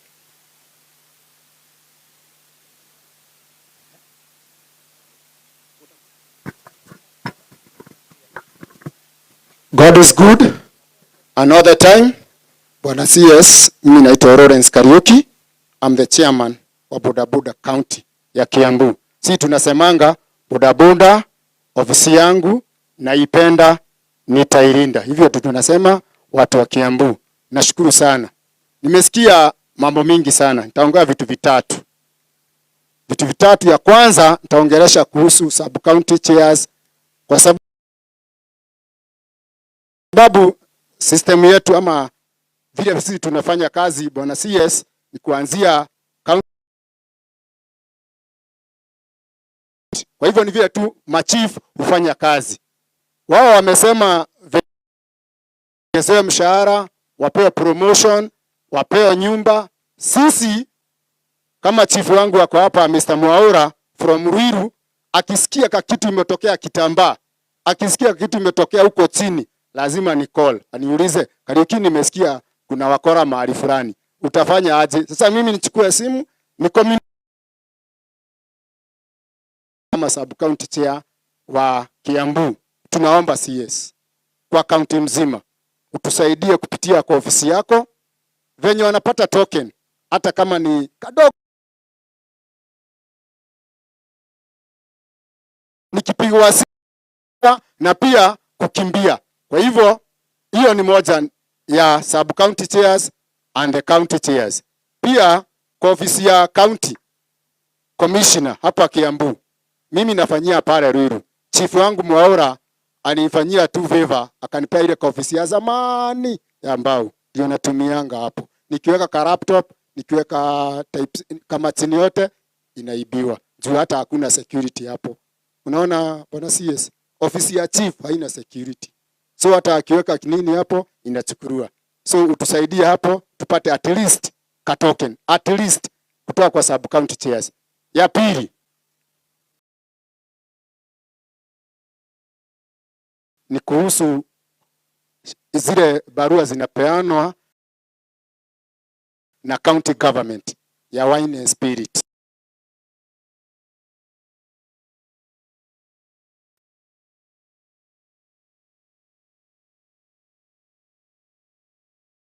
Fact, ukienda kwa wine and spirit kaduka kenyewe ati ni ya horse hata giri 5 hakajafikisha bwana CS. Hizo barua zinapeanwa, kusema ukweli si nzuri. Wanapeana mtu wangu wa bodaboda akiingia. Mwisho kabisa ni kuhusu street, vijana wa street. Wale vijana. Bwana CS, Kiambu mzima nimesunguka. Kila stage, kila town kuna vijana ambao hawasomi. Hao vijana sisi tunawasaidia kuwapea 10. Ukimpea 10, kuna vitu wanatumianga. Sijui ni nini, kanaweka kwa karatasi, kwa kakitambaa. Hao vijana mwisho wakiwa wakubwa wanakuwa wakora, wanapiga watu geta. So my chiefs, OCS, OCPD, tafadhali tusaidieni hao watu. Asanteni sana. Thank you so much. And now I'm requesting Joyce Murigi from CITEC. You are scorers. Please, 1 minute. Thank you. Bwana CS and all protocols. My name is Joyce Murugi, Vice President, Tech University. I am here representing the Student Association, and we have 3 requests. The first request is having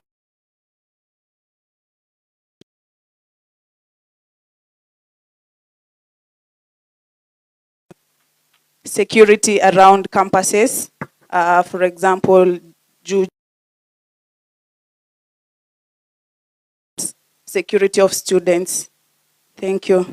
And the drug issue around the campuses, our students and the comrade, kuna shida ya drugs. Thank you. For us, 1 minute is enough. Evans. Thank you so much, Your Excellency. Allow me ride on the already established protocol and introduce myself. I'm Evans Kiprono Korir, the current president of Mount Kenya University, Thika, main campus. It's a privilege being here today to address also this congregation that we are having. And us standing here today, we have the student leaders who are seated here. A minute, please, let them stand in where they are. Student leaders, please. A clap for them. So here we have a representation of around 8 universities, that is Kiambu University, Mama Ngina University, Jukwaa University, Citec University, Pure, St. Paul's, Kapete Polytechnic, Mount Kenya, and we are requesting CS that after this we can also have a photo session with you, because one day, one time, we'll be where you are in some years to come. Majority of the things have been mentioned, Your Excellency, but allow me deep in, because we are the consumers of the same. I'm coming from Thika, and I know Assistant County Commissioner from Thika is here, that is Milton Tosia, who has been actually working closely with us, and have realized what we are facing in Thika constituency. The drug abuse, which is actually affecting majority of our students in universities. We know the drug dealers, we know the people who are really working on it day in, day out. We know the locations and the stations where the students are actually spending their nights from Monday to Friday and even the weekends. And we have been reporting all these cases. Since then, we joined in 2020, that is when I joined. And we have been witnessing all these things. The same thing that have been raised here, that we report to the chief, we report to the security, we have taken, we take the culprits to court, and then on the following day, they are being released. So for us, we find it is also part of the insecurity. And for us, the student leadership in Kiambu County, we carry the largest number of the students. That when we have the Jukwaa Usalama, the one that we have mentioned, it will also assist us, because the largest population in Kiambu County is the student in universities and the colleges. Thika constituency alone, we are having 15 institutions, which carries more than 60,000 students. On the issue of institutional safety awareness, we propose, as the universities and colleges are joined in the University Security and Safety Week on September, so that we can have those awareness where we create linkages between the chiefs, the security personnel, and our students, so that we can talk one-on-one with them.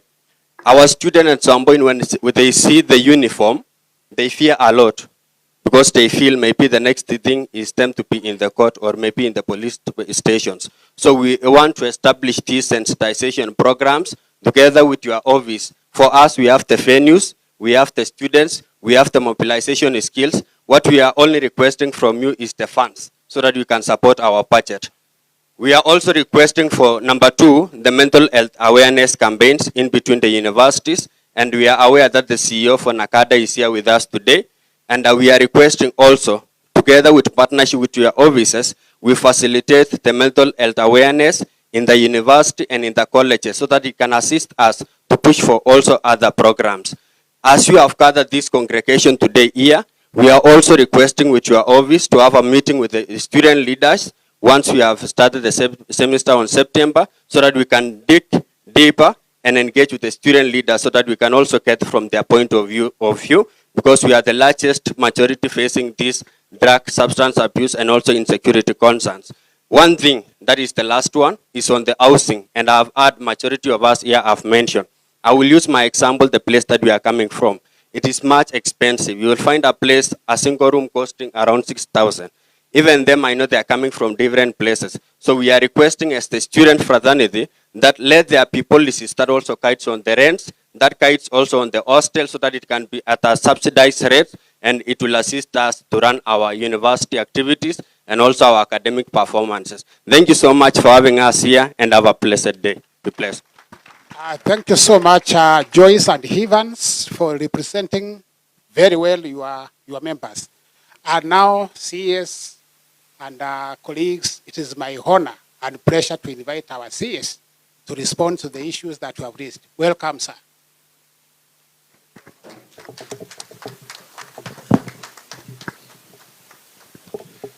Pigia makofi commissioner.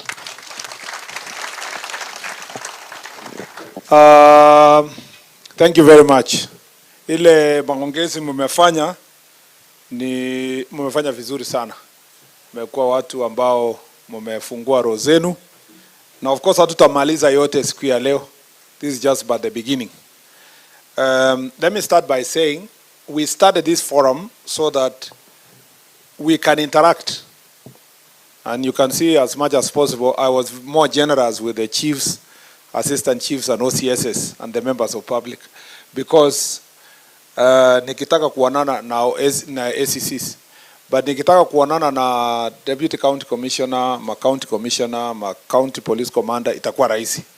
But most of you wenye mko bottom, before you reach up, itachukua process. And so it was important to listen to your ideas. And I've recorded a number of good ideas. Like I've told you for the last, we've now reached how many, 4 months or so, we have had so many ideas that have improved our policies ya kupeleka mbele. Kabla sijajibu yale mmeniuliza, wacha niseme yangu pia kidogo. Kwanza, let me say, we are here, like I said earlier, we are everything, security, for this county. So the well-being of this county is on us. Kuna chief alikuwa anaongea pale akasema, watoto wetu wamepotea, watoto wetu wanakunywa pombe, na watoto wetu wamepotelea bangi. Sasa kama chief ataniambia hivyo, kama watoto hawajachungwa vizuri kwa shule ama familia na wako society, na yeye sio mtu mzuri, sio tabia mzuri, ameharibika mtoto. Sasa shida yake penye anapata bangi na pombe haramu ni wewe. Because wewe ukiondoa bangi hakuna kitu atavuta. Na tukiondoa pombe hakuna kitu atakunywa. Of course we have no control about good alcohol, but I'm saying hii pombe haramu na hii ingine ya bangi ni jukumu letu sisi. We are the ones who are solving this problem. Na mimi nataka kusema hakuna kitu, niliambia one of the kikaos, hakuna mahali bangi inauzwa na pombe haramu inauzwa bila support ya chief na OCS. No, si ni ukweli? Yaani unataka kuniambia pombe itauzwa mahali na chief ajui? Na ni location yake. Kama inauzwa kwa location yako, unajua hatutaki kuanza hii society yenye mpaka waziri afike ndio pombe ipigwe, pambane nayo. Kuna wakati President Uhuru was in office and we were with him. I was his majority leader. Wabunge walitembea hapa yote kumwaga pombe. Mwaka pombe, kupigana na watu, kuarrest watu. Lakini hiyo sio kazi ya wabunge. Yeah? Kuna mtu, hiyo ni kazi yake every day. Every day, that is your job.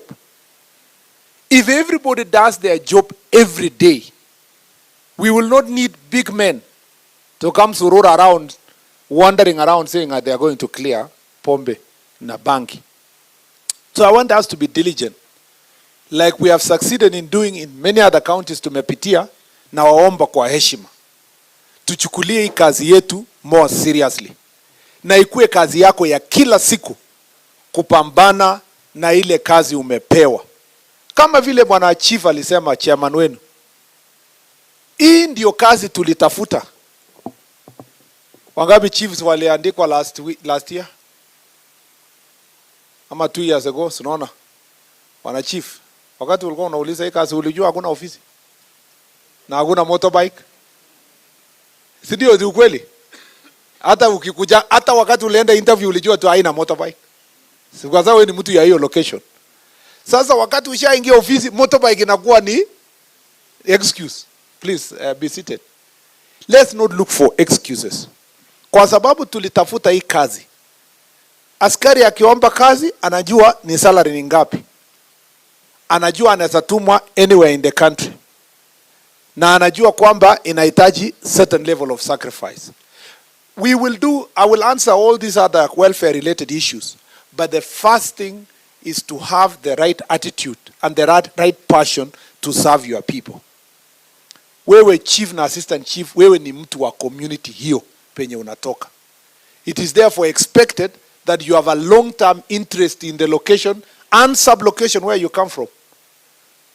Na ni itabidi uweke bidii kwa kazi yenye unafanya. Wewe chief na assistant chief, you are not, even though you come from that community, you are not an officer of that community. You are an officer of the Republic of Kenya. So you are expected to behave juu kidogo. You are of Kiambu. You are from Kiambu, but not of Kiambu. I am just paraphrasing a biblical verse. You come from this county, but you serve the Republic of Kenya.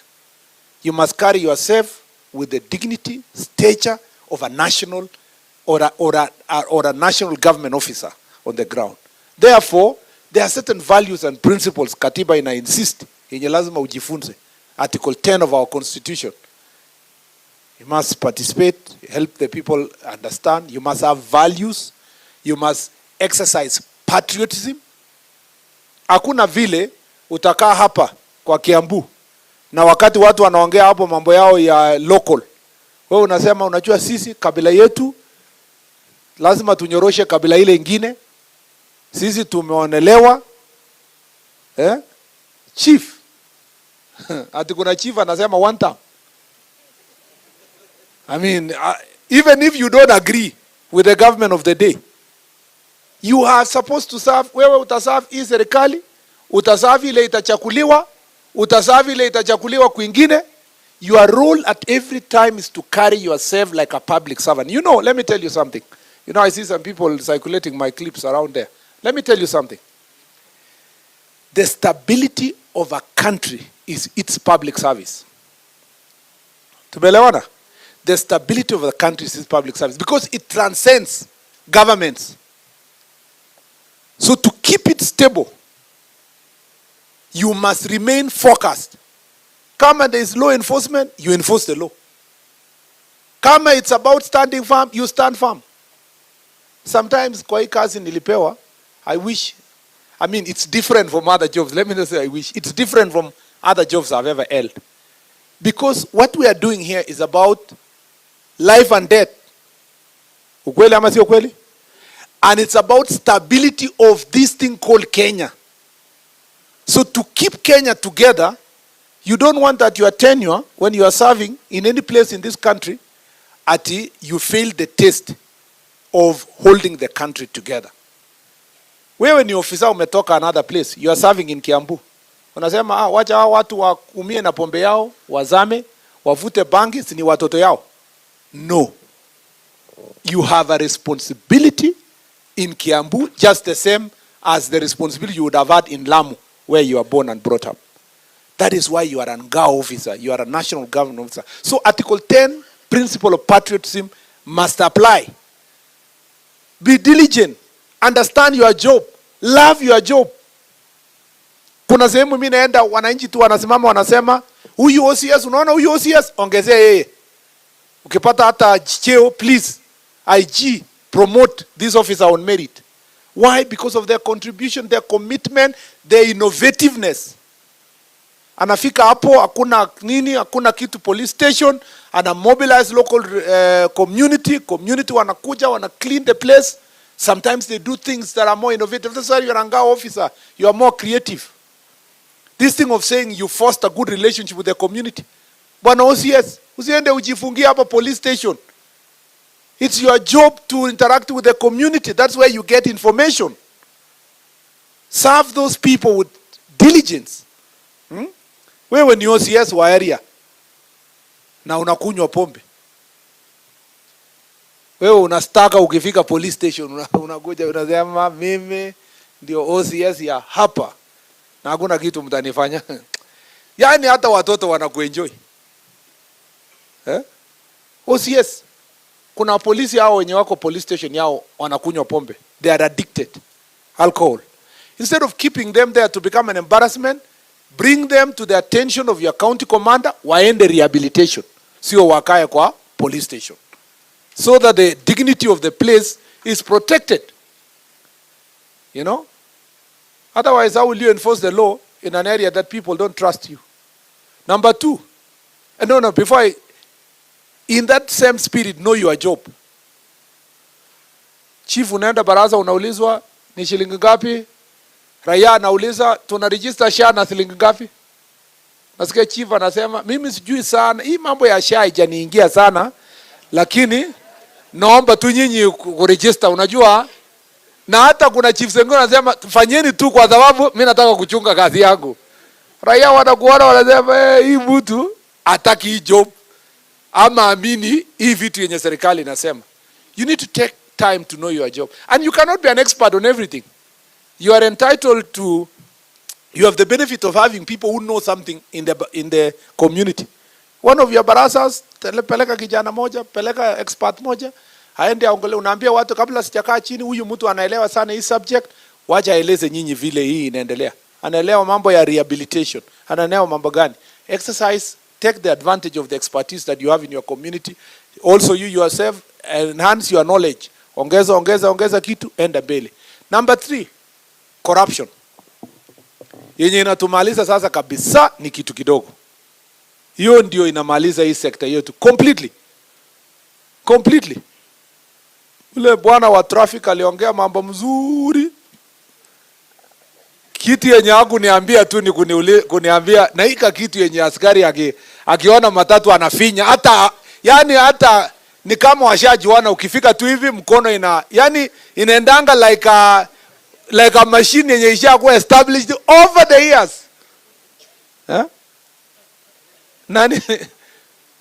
Wapi ule traffic guy? Nyongeza bana. What is all this thing?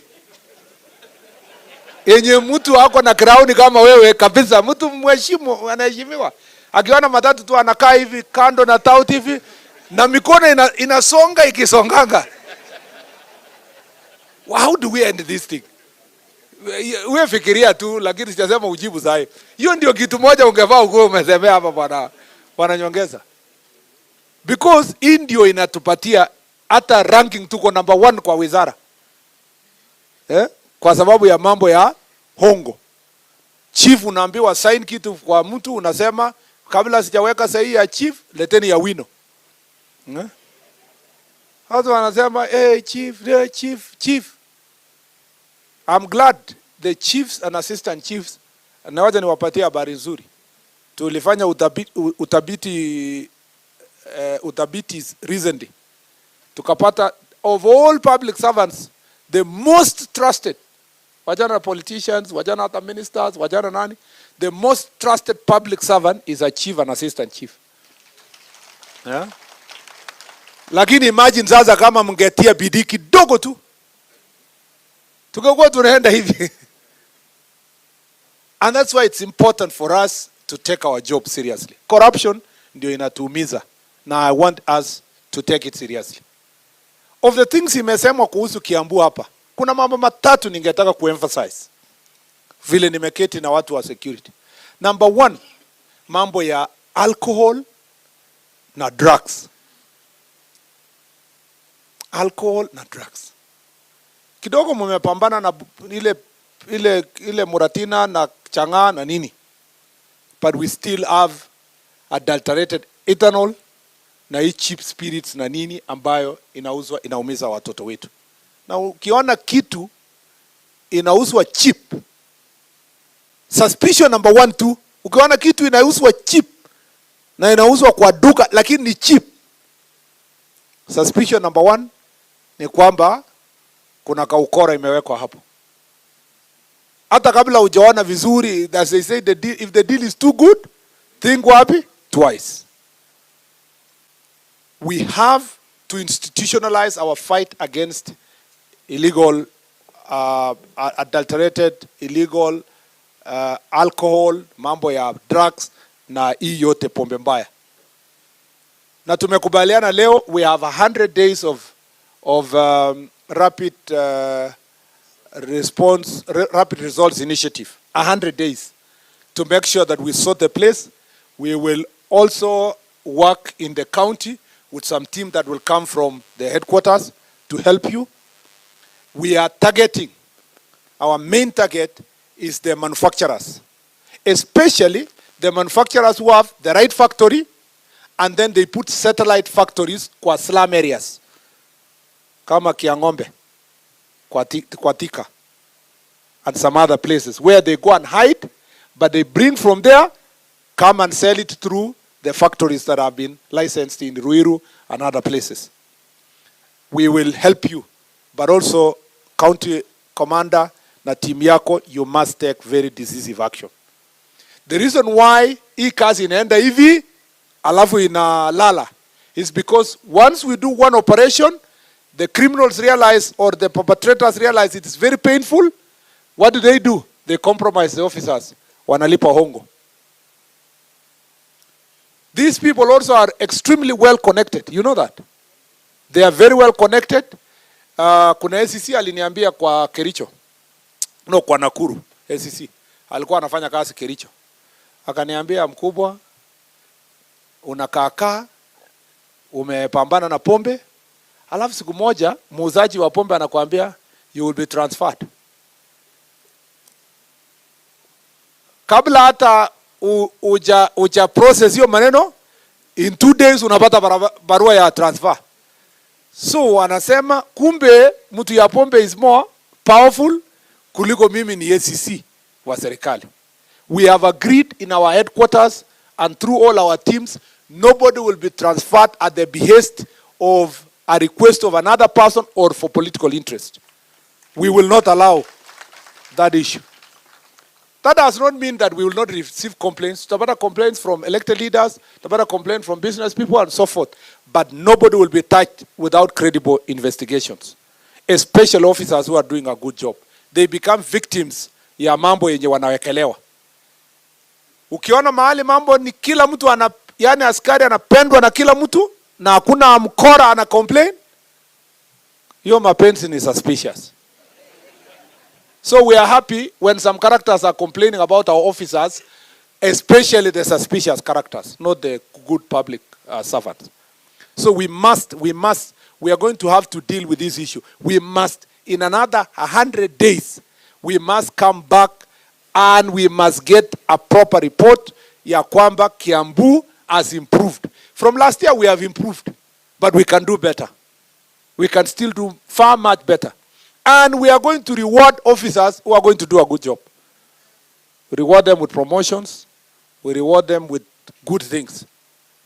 Officers wenye wamekuwa familiar na hii environment, wameshikana wakora, they will be transferred to another place, especially those who are got used to hanging around here for a long period of time. Mimi sijasema mwenye ameiba, amefanya ukora, amefanya nini, hiyo atastakiwa. But if someone is so familiar, amekuwa lazy, hakuna haja tuweke mtu hapa amezoeana, yeye ni shareholder ya bar ambayo inauza bad alcohol, na kuna mtu Tana River amekaa 10 years kwa operational area. Lazima tubadilishane kazi.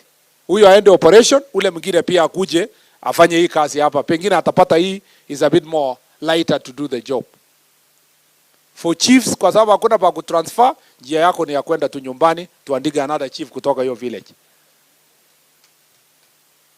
You know, we take these things very seriously, and we get the reports. We get the security reports. Kiamba, banana, pombe imeendelea kuthrive, na vijana hapo kwa stage wanaendelea na bangi kwa sababu the OCS hapo and the police officer in that place is part and parcel of those who are giving protection to this and this and this. We will deal with that situation directly. So we must become a bit more serious. The last thing, the second issue, or is it the third issue? Gangs. We must not allow the resurgence of any form of a gang in whatever name to operate in Kiambu County and Central Region. It's important for us to deal with it as early as possible. There is no excuse ya kusema oh ni wanasiasa ni politicians who are bringing this. That's not our excuse. Sisi tunaendea mwenye amechoma police station, we go for that one. Mwenye amechoma SEC office, we go for that one. We charge them for terrorism. You know, we are not doing these things so that it benefits us. And, to preserve the state is an extremely important exercise that we must involve ourselves in doing so. Mwenye alichoma Kikuyu police station, saa hizi county commissioner anauliza hapa ati mnichengee ofisi. Tafutie pesa ya kujenga ofisi. Why should we be looking for public resources to build an office when we had built an office? Hii tabia imetoka hapa Kiambu. Hii Dagoretti police station yenye imechomwa. Hii hapo mpaka the neighborhood wanachoma mpaka bunduki. Hiyo mabunduki hii tabia ilitoka wapi? And suddenly Kiambu becomes a place of that kind of violence. Don't take anything for granted. Let us take every situation very seriously. Bure, let me tell you, when I was in the university, when Kibaki came to office, and then Murongaro, and then Nani came to this ministry, and then Michuki came to this ministry. And saizo gangs ilikuwa imejaa dunia. Watu walikuwa, they were living in fear. Si chief mnajua hiyo? Me, I am not born and brought up here, but at least nyinyi mko na hiyo experience. Mungetaka Kiambu ikue kama siku hiyo before Michuki? No, I want to hear. Do you want Kiambu to be like before Michuki? So, they say usipozipa ufa, utajenga nini? Unajua kuna mchezo tunaweza kuwa tunacheza hapa, ati tufurahishe wanasiasa. Ati it is our community. Ni vijana yetu. You think it's a game to fight up someone else from somewhere else. Eventually, watu kulala kwa manyumba becomes a problem. Me, I come from a place where banditry is a big issue. Yeah? If I don't do what Michuki did in Kerio Valley huko, will I retire to a place yenye watu wako? Nikikuwa hivi ati tupendane na wakora na nini. So you guys, you must be ruthless kwa gangs so that it cannot terrorize the people of Kiambu and East Central region. And I really beg you, if you play around with these politics that in vijana yetu, I see some people coming to have justification. There is no justification for having a parallel system of government where people are collecting taxes, where people are not sleeping in the house, where people are being intimidated, where somebody who has not worked on anything is taking revenue from somebody who has done his job. We have to be ruthless and we have to be serious in dealing with these gangs. Tumeelewana? Hamtujaelewana. Even the way you are responding, hatujaelewana. Tumeelewana? Bado. Tumeelewana? If we don't deal with this issue decisively, we will be blamed. You and me will be blamed for holding public office at a time when we allowed criminals to run amok in our country. So we must be serious. We can play about other things. Michezo ya mambo ingine tutafanya hiyo karata ya siasa ya nini. It doesn't matter. You know, this country is very interesting. You know?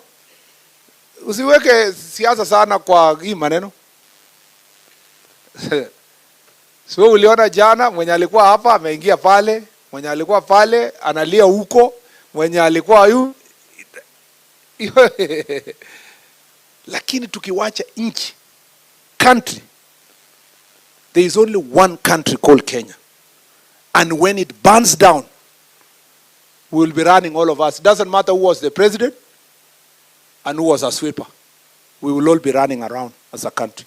And it starts small. Tutakuwa kama Haiti and other countries if we don't deal with this issue of gangs. So gangs, because Kiambu we have a problem, Nairobi we have a problem, Nakuru we have a problem, Kakamega we have a problem, we have dismantled Kakamega, Zimbaya, Kisumu we have a problem. We must not allow this. Nimewacha message kwa Nakuru and I'm waiting for the results. We cannot allow, and I am going to be waiting for the results from here. County commander and your team, we must dismantle everything. Where is the county commander? Or somewhere. We must be able to deal. Yes, madam. County commander and regional commander, you must do your job to sort out this issue of gangs, and let us be ruthless. And let's go for the individuals that are helping perpetuate this, especially extortion. Mtu anajifanya ni kamangira, lakini amejificha hapo, is collecting money from people's businesses, matatus, and so forth. Let us be serious people. Let's protect our country. The last issue is gender-based violence. We have a problem in the country, a creeping problem of gender-based violence. Watu wanapiga bibi zao. Alafu we want to normalize it that alikuwa na discipline bibi yake. Any form of an adult above 18 beating another adult, that is violence.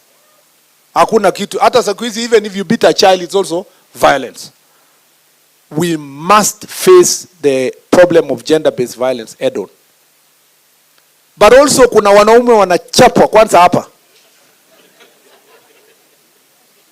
And especially women take advantage of their spouses kwa sababu wamepotelea pombe. Wakishalewa, pengine bwana zamani alikuwa anapika bibi. Sasa ameanza kuingia pombe, bibi amepata nafasi, ananyorosha bwana yake. Wazee kwa sehemu hizi wanalala chini ya kitanda. We must be able to deal with this issue. That is violence. It doesn't matter whether it was the husband or it was the wife. That is violence. Na mimi naomba nyinyi chiefs na OCS. OCS. Kuna OCSs, mzee akikuja kuripoti kwamba bibi yake amempiga, anamwambia rudia tena, ati umepigwa na nani? Wewe ni mwanaume aina gani? That is why we have gender desk. Gender desk is not for women alone. It's to serve both women and men. And we must be conscious of this fact. I was in Bomet the other day. It's a big problem there. Gender-based violence. We must not allow gender-based violence. That's why watu wanawawa. This is also a problem we face with our police officers. OCSs. Early warning. Ukiona officer mwenye ako na mental health challenges and is really complaining about 1, 2, 3, instead of waiting for him to use his gun to kill somebody else, let us resolve this problem early. Number, on the same issue, hakuna alternative dispute resolution for violence. Violence ikifanyika, OCS, kotini. Usiseme wacha tu wamesikizana. That's why we need continuous training of our OCSs. Ndio mtu asikuja kusema mkubwa, hao watu walikuwa wamepigana kweli lakini wamesikizana, wamesameana, tukawaachilia hawa. That is a crime against the state. And that applies the same to sexual violence. Defilement, yenye imezidi, yenye especially from kuna pedophiles. Especially family members, parents, fathers preying on their own children. That is an issue we must deal with. Tusiweke chini ya meza. Including using children, because it's an urban area, using children for prostitution purposes. That is something we must be ruthless about. That's why ulisikia juzi niliposikia hii story yenye ilikuwa Mai, we took it very seriously. Because that problem exists.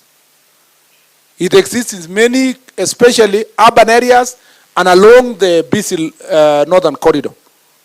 Bahati mbaya too, in the same documentary, some characters lied to the people who are doing the news, kwamba they were underage and they were overage. But it doesn't extinguish the fact that we are struggling with issues about sexual offenses, including defilement and also trafficking in women for purpose of sexual purposes. We must be able to deal with that issue and confront face to face. There is no kind of crime that we are going to condone. Tumeelewana ndugu zangu? Now, let me respond to a few issues that you have raised. Ya kwanza, and most of these things have been written. The rapporteurs are there. It will be contained in the report of for all of it. We are finishing this process before the end of next month, and the whole report. As I told you, many policies have been changed already, courtesy of these meetings. And as we progress, we are farming it up. We get few more ideas, but the report will capture the key issues of every county. Then we'll see how these issues are going to be addressed. I agree on terms of your welfare. You know that when we came in, the chiefs had stayed. I was shocked when we were in APTC Juzi. Yani the chiefs who have worked for 20 years, they've never been trained by anybody. You know? Wabi chief hapa mwenye hajawahi trainiwa for 15 years. Akisafu. Maybe Kiambu is better. Kuna mtu hajawahi kwenda this training yenye tunaenda sasa. Where are these? Yes. You see 50, you've done more than 15. How many? 12 years. Nani amefanya 15? 10 before training. Kiambu mkumbe mko sawa. Some places people have gone, even when we were in APTC, there were people who are 20 years, 15 years, 17 years. At least you are doing better. How many people who have stayed 8 years hawajakuwa trained? It is not a punishment. It was not your mistake. You are not, I've seen 8, 7 years, 7, 6, 5. So nyinyi wote, how many people have never been trained? Here, simama tu, simameni, just stand. People who are yet to go to Embakasi. It's not bad. It's not too bad. Some counties are worse. Please be seated. So when we came in, we realized we have 8,000 chiefs who have never been trained. And as I told you, you will finish this by December. So, and as soon as we finish the training, it will be followed by the necessary promotions that have been delayed. So ule chief alisema kwa hapa tupewe waiver, there is no need for waiver. Because now we have fast-tracked the training itself. For ACCs, wale ambao tuliwa train, wamebaki 300. We are going to finish. Munajua tukiwa graduation, His Excellency the President gave us the resources to complete the 300 of you to be trained and then be promoted. Mambo ya stagnation generally across the board. Nimewaambia mambo ya police officers, what we have changed already, and I already explained to you earlier. We have a problem here offices generally across the board. I appreciate we have one member of parliament here to represent the others. And one of the things that we need to work with, and I am supporter of NGCDF myself. Yeah, I've seen what it has done in education sector.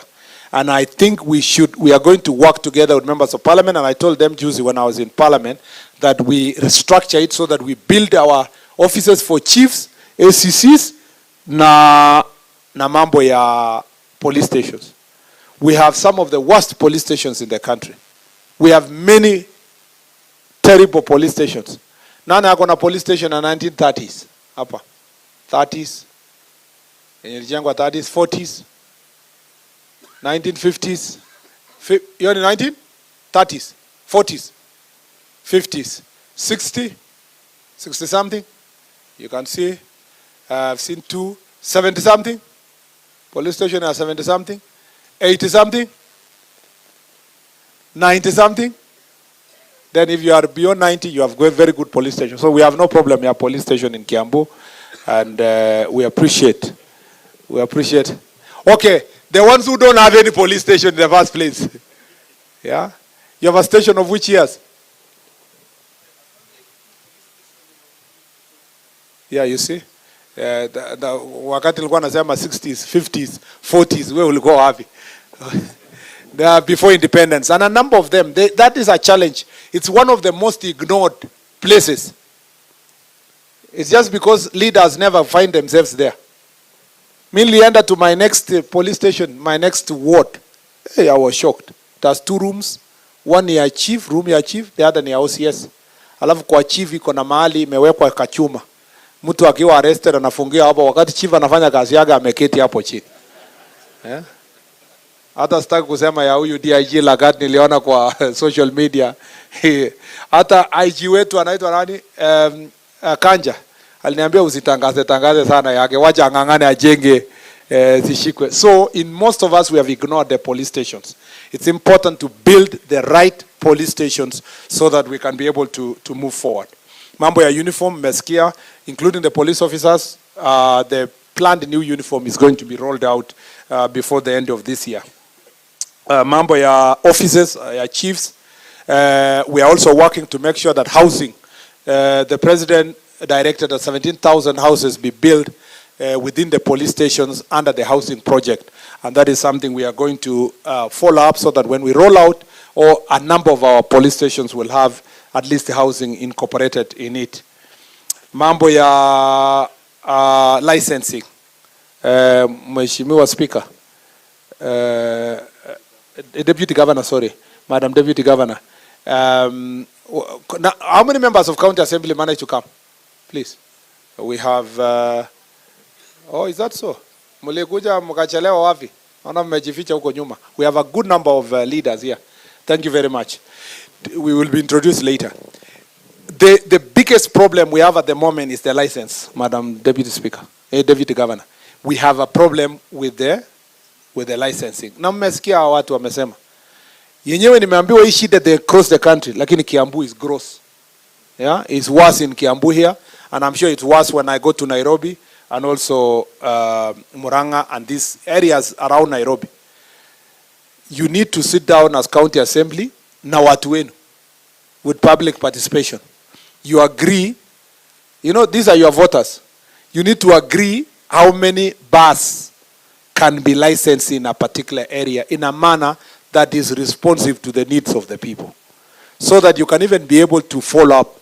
Licensing has become a big problem.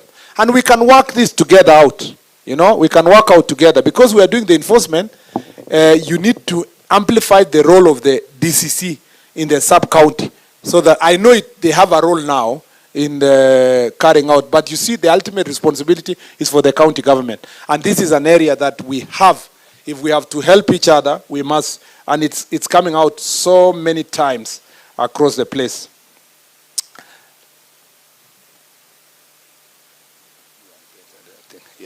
Yeah. And then mambo ya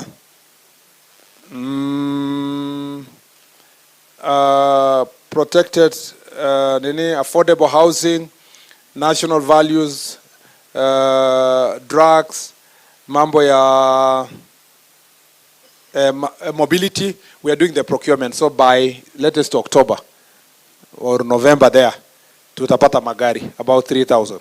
So what we'll do, we'll distribute it, ngao kidogo, police nyingi kidogo, prisons kidogo, like that, as we continue doing the procurement until we sort out this issue. And like someone has said here, let us have carpooling. For all these areas, we make sure that we do the what? The carpooling. And I like the statement made by the police officers that they work together.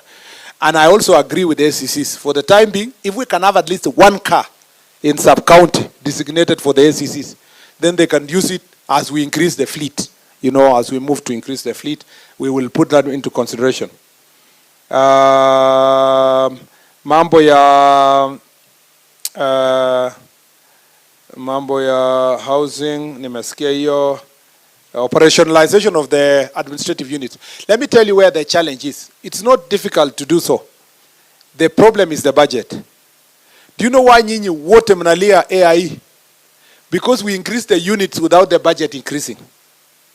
And because of the pressure of recurrent expenditure within the national government, so unapata division yenye ilikuwa moja imegawiwa mara tatu. So ile AIE ilikuwa 50,000 ama 150,000 inarudi inakuja 50, inakuja 20, inakuja 15. Because the ultimate budget has not moved, yeah, commensurate to the number of the administrative units. So we are fighting for that. And you have to help us. We must all understand each other. As we roll out the administrative units, we roll out as we get the budget. And there are some that we are going to do this year based on the budget that we have just received. Very little amount of money, but we'll make sure that it is fairly distributed across the country based on the population and also the security challenges that is affecting every county. I agree on that, securing police stations. Mambo ya police officer with medical issues, I totally agree. And also, police officers being transferred closer to, as you, is it supposed to be the 5 years? Towards the end of your 5 years, unless you have a command responsibility, you are transferred closer to you, where you will retire. Ndio uanze kuzoana na watu wa kijiji yako. Si namna hiyo? So that has been going on, but we need to farm it up. But it's also true that kuna police officer hawataki kwenda huko. Unaona penye walikuwa wamekaa for 10 years, wamejenga kibanda hapo. So hataki kurudi penye nini, anataka kuretire hapo. So it is his own choice. Akisema awekwe karibu na Nairobi, it is his own choice. It's for us to support him. Even though sometimes the family is complaining, the other side kwamba hatuoni huyu mtu, hatuoni salary yake and so forth. But where he chooses is where the National Police Service is going to support. Also, police officer transfers. Tuliambiwa hiyo, unatransferiwa mahali, lakini wewe uko na watoto na wako shule, na unaambiwa songa haraka. I think a lot of care should be put in this kind of transfers, particularly female officers, so that you consider them, you take a reasonable time, especially tumeambiwa where their spouses, it is good to be within, a distance where they can be able to visit each other. Kuliko unachukua bibi yake anaenda Mandera, unachukua bwana yake aende Migingo. Inakuwa, all those distance. It's good to put a human face in terms of service. And the DIGs have had you, and the IG and other team had heard from elsewhere. Recruitment is coming up anytime from now. It's just a matter of weeks. Then that will increase our strength in the areas you have been having issues. We are working also to procure some motorcycles for you chiefs so that it can help you. Nasikia ile ya zamani imeisha. Kuna chief alituambia huko Nandi yake inapiga kelele kuliko helicopter. So one day alikuwa ameenda enforce ati watu wa kupiga chang'aa wanajua tu. Wasiposikia hiyo sauti wanaendelea na kazi yao. Sio sauti ikisikika wanafunga milango wanaondoka, akifika kuna mtu anaenda kushika, kumbe ni pikipiki ndio imeleta shida.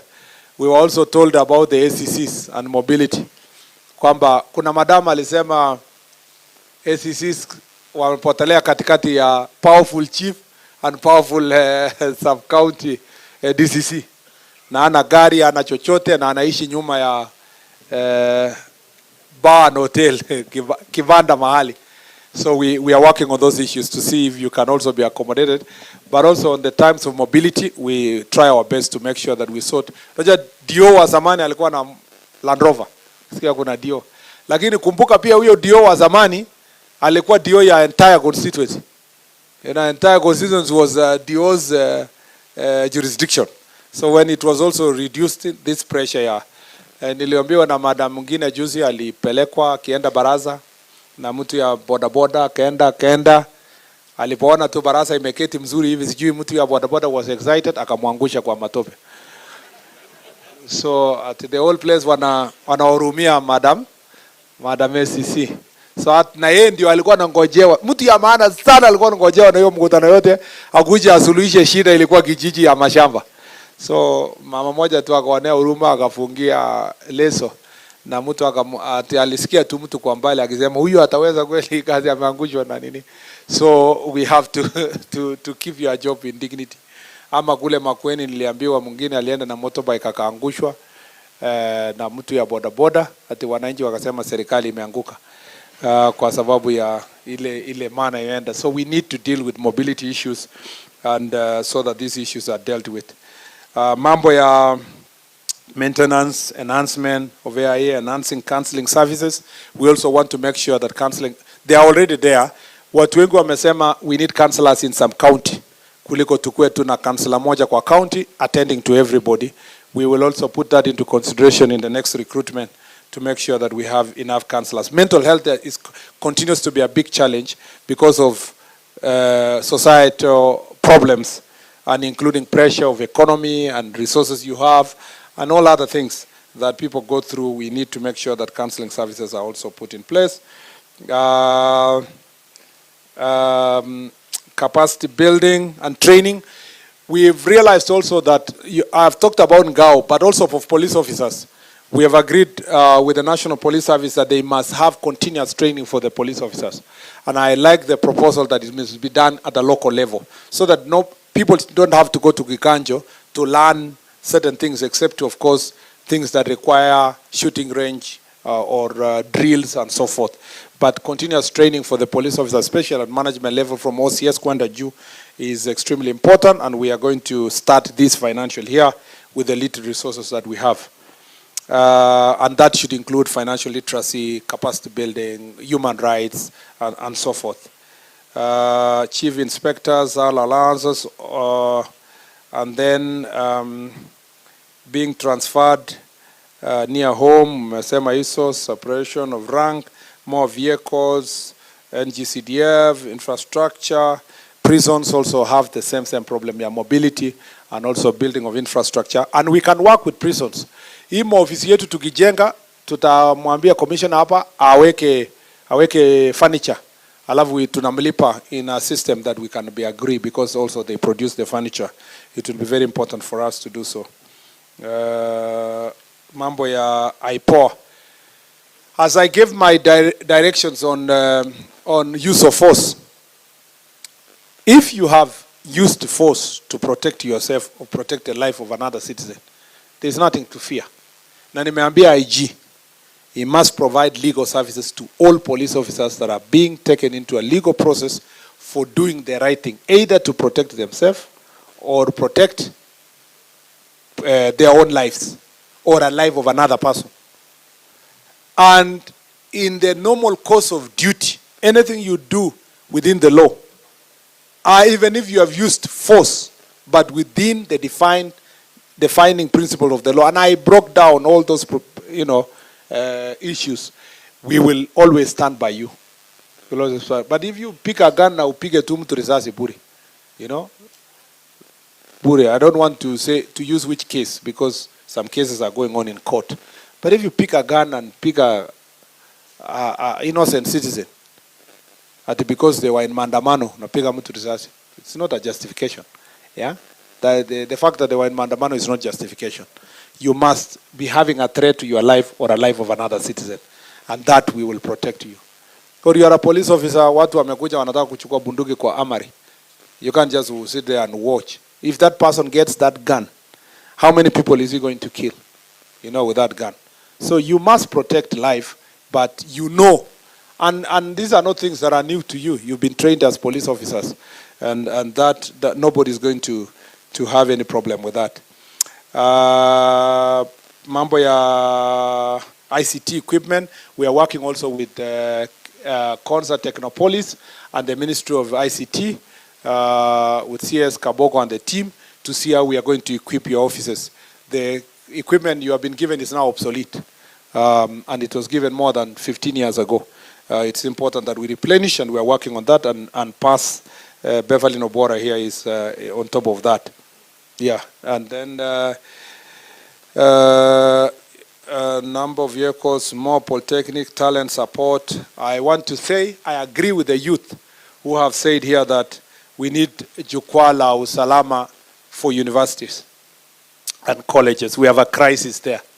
And once I finish this county thing, I will come for you. I will come, we do it together.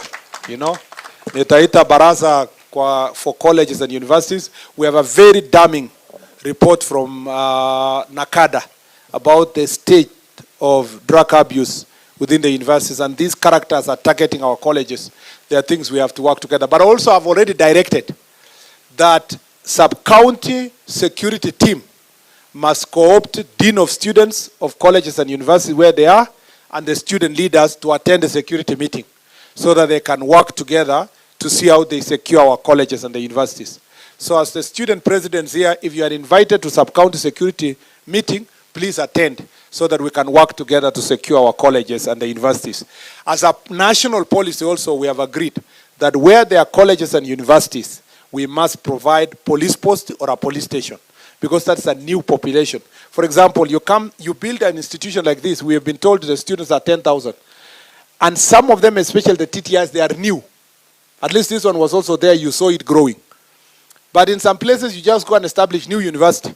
Then suddenly students are 10,000 or 20,000. What do you do with that community? That community is not used to that number. It increases crime rate around the place. We have agreed that every government project that leads to exponential growth of population should also be accompanied by security plan, which includes establishing both a police station or a police post so that it can help the local community, and we will do that. Mambo ya village elders, I signed the CAB memo this week. So it's now going round, approved by Treasury, and then I will take it to Cabinet, Ikisha. We'll see how to deal with village elders. We are not saying we are employing elders. We just want to facilitate the work they are already doing to make sure that they do the good job. But also kuna sasa wakora wakisikia kuna airtime yenye itakuja ya village elders, wanaanza kujiita village elders. You know, that's the problem also. But we have to deal with those who have been sacrificing for many years to be village elders. Kiambu County, again, this is for county. You need at least to have one public rehabilitation center because we have many problems here. The rehabs that are in Kiambu here are private owned. You know, so people come from all over the country to Limuru and other places. We need a local, whatever, rehab, and you can work with NACADA. Build the infrastructure, they can help you technically to see how to establish and train. Because we need to rehabilitate the people who are addicted. Not necessarily those addicted by drugs or bad alcohol. Sometimes there are people who are addicted even with the beer that they buy from shops and wines and whatever drinks, all kind of drinks here. I went to the rehabilitation center in Miritini, and the people there are struggling. You find senior government officials who are being rehabilitated there. Lawyers, doctors, nurses, engineers, people who are being so na hata tukiulizana kwa hii hapa, kuna mtu hapa ajui ya relative mwenye ana struggle na pombe? So all of us here tuko na hiyo shida. So in every county, you need at least a rehab center that is public. The good thing with the public rehab center is that it's not driven by profit. So when you treat people, you treat wapone waende. Ndio wasiharibu public resources. Lakini private one, sometimes they treat you are left at some point, you come back, you pay more money, you come back, you pay more money. We urgently need in our country at least one rehab center in every county.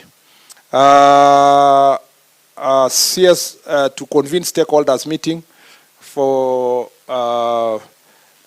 mambo ya Del Monte, nimesikia hiyo Nyambura will agree, incorporate, and also in the sub-county security team, border people are extremely important. They need to be included in sub-county security team. Mambo ya street children, I've had you, and then mental health issues, I've had you. And so forth, and the meeting with student leaders. Wale wako na, we have about 90 chiefs who are now on contract because of how public service works. And because you have raised this issue, I am going to engage the Public Service Commission to see if they can be P&P. Because the principle of public service is everything, applies even to teachers. At 45 and above, you cannot be hired for permanent and pensionable. It has to be a contract, but we will discuss with Public Service Commission to see how they can help us. And then your pending cases, your chiefs appointed, na bado hawajapewa salary, about 602. You know, 419 already with Public Service Commission. We are trying to push those ones to be paid. But by September, as I promised, I want to make sure that all of them are sorted. Wapate salary yao kuliko watu waendelee kuumia kupita hapo. So tuachie hapo jameni. Yeah? Si mambo mengine tutafuatilia from there. Let me say this, that we truly appreciate this time you've given us. We know we are now wiser and better in terms of working together. And without much ado, I will be giving later the DIGs to say something and the commissioner to say something at the end. I want now to give this, and we try our best. How many, who is the most senior MCA? Do we have the leader, the speaker, the whip? Ama, you are leaderless and tribeless. So now that you are leaderless and you volunteer one person to introduce the rest. Kuna host MCA hapa? Hakuna hata host MCA. Ako busy kwa assembly. Ruth. Ruth ndio mmechagua. So Ruth, karibu. You will introduce all the MCS present, alafu uongee on their behalf na ukaribishe Mheshimiwa Simon, mbunge wa Ruiru, aseme neno na akaribishe senator ndio amalizwe na deputy governor. Karibu Mheshimiwa. Thank you so much. I want to ask all the members of County Assembly to come forward. I can see them at the end, at the far end.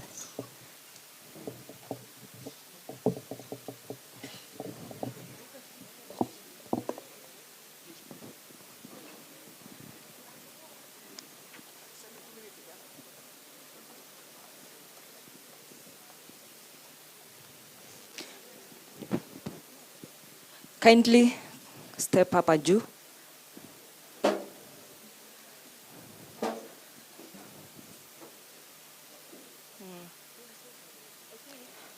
Yeah. All right. I'll say their names here. This is all right. Thank you. You can say your name. Okay. Good afternoon, everyone. Good afternoon, everyone. Susan Boro from Thika. Good afternoon. Naitwa Rebecca Nyarwai Kiai from Limuru Sub-County. Thank you. Good afternoon, everybody. My name is Shiko Muturi, and I'm a nominated member.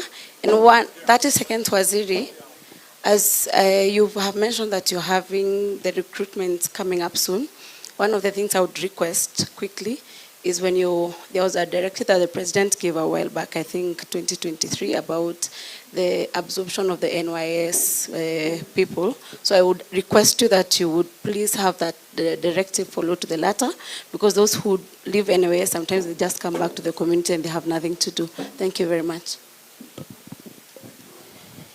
Good evening, everyone. My name is Patrick Garoya, MCA that is elected Gesha Tigoni Ward, and I'm also the chairman Trade, Investment and Industries. We want to register our apologies, Bwana Waziri. We had vetting that we were conducting at the assembly, plus other activities. In fact, most of our honorable members are in the chamber because we had other activities. And I want to assure you, Bwana Waziri, there is a lady in my land that donated, in my ward, that donated 1 acre. And the specification for that lady is that we are only supposed to do a rehab. So I want to assure you, the land is there for free. I will visit the NECADA offices so that we can have a public rehab. Kwa hivyo, Bwana Waziri, tumekushukuru sana because of this forum, and we are happy and we want to assure you, tuko nyuma yako na tuko nyuma ya rais. Na uambie rais asante sana kwa kushikilia vijana wetu wa Harambee Stars. Mungu awabariki. Asante sana Waziri. My name is Kongo Smart Wawa Jiko, MC elected Kiamwagi in Gatodo South and Tujibebe wa Kenya Party. I want to recognize my mother-in-law. She's here. Salimiana. Alinipatia msichana mzuri. Asante.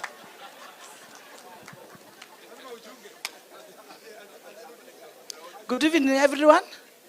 My name is Zipora Ndua, nominated MCA Githunguri. Good evening. I'm Ann Kariuki, nominated MCA Ruiru. Thank you. Good evening, everyone. All protocols observed. My name is Esther Wambui Nyaga, nominated MCA from Thika. Good afternoon, Waziri and all protocol observed. I'm Christopher Ireri, aka Mkuu, MCA, elected at Limuru Sub-County, Bibirion Ward. Thank you. All protocols observed. My name is Grace Wanjiro Hinga, aka Mamayo, elected member of the County Assembly representing the great people of Kabete in Kabete Sub-County. And I'm happy, Waziri, you have mentioned about rehabilitation. 2 years ago, I lost my son, the first son. It is painful to all mothers out there. And I know when it comes to rehabilitation, we are talking about the lives of our children. And I can see, Waziri, most of the people sitting here, our security team and personnel, are mothers and fathers. And also yourself, and also the leaders of this country, our mothers and fathers. It is always painful when we are losing our children to the battle of alcoholism and drug abuse. And so, when we talk about rehabilitation, I'm one reader that will be glad and happy to save the other children who are back there. Thank you so much. You are Waziri. Asante. Asante. Hamjambo. My name is Muferi Ngoge from Wewechaidhie. Asante. Okay, hamjambo wote. Kwa majina naitwa Edi Kinyanjui, nimechaguliwa pale Nyadhona. Nyadhona iko pale Kabete.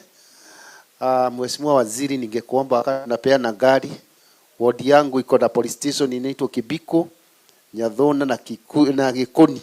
Please consider gari moja. Hawana gari. Si ndio watu wa kwetu Nyadhona? Asante sana. Honorable CS, my name is Betty Kimani. I am not an MCA, but I'm a former MCA aspirant. I stand here on behalf of my MCA Kikuyu ward.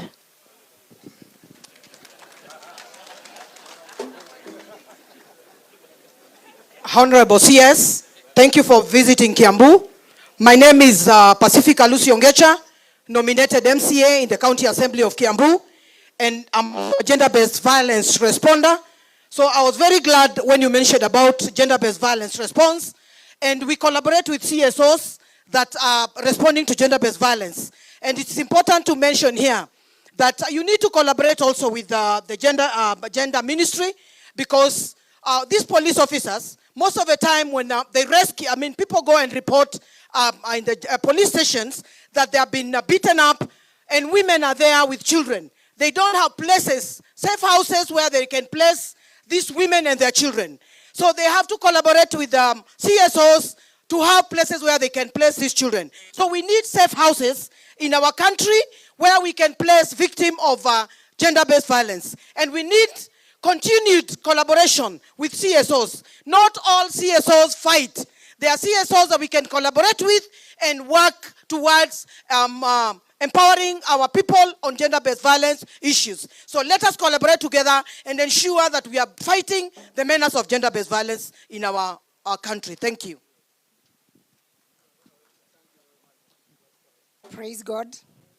Nisalimieni kwa hewa.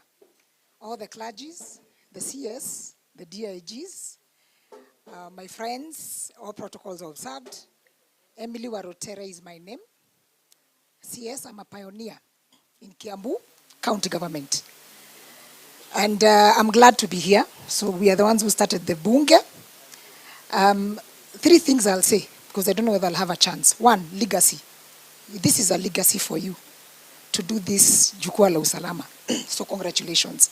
Secondly, security starts with me, not with the officers here. Inaanza na mimi, ndio inaenda kwa chief, ndio inaenda kwa OCS na OCPD na wale wengine.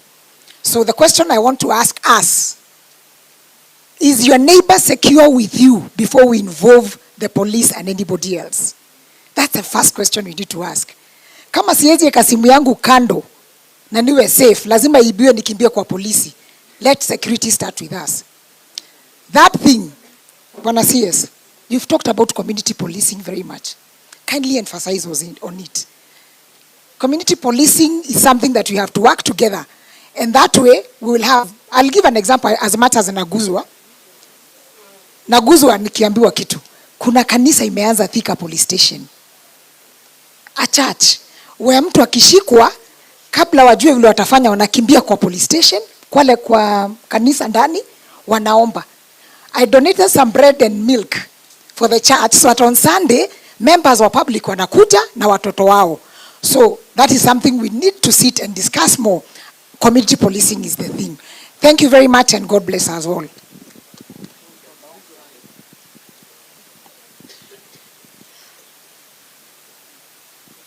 Waziri, all protocol observed. My name is Jackie Nongari. Waziri, today, I'll say, when the history of this country will be written, your name will be written in capital letters.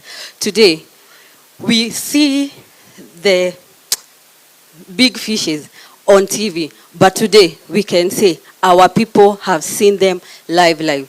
Secondly, you've also proved that a politician can do work better than a technocrat. You've really shown that even us politicians can really work.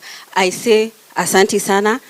In our native, we say, gayakora adhime mono, and you keep coming. Asante sana, asante.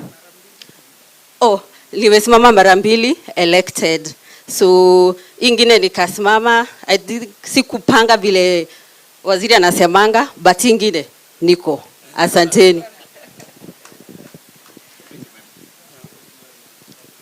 Waziri wetu na wakuu wote wa usalama, kwa majina naitwa Joakim Njama, mini MCA wa kutoka huko upande ya Ukambani, coordinator Goliba huko Thika East, huko ndiko nimetoka, na tumefurahia sana juu ya hii mkutano ya leo. Na sisi Wakikuyu tunasema muumina ajiroya gamara. Sasa mimi si maneno mingi nitaongea, wacheni nifikishe hapo. Asante sana. Yes, Waziri, all protocols observed.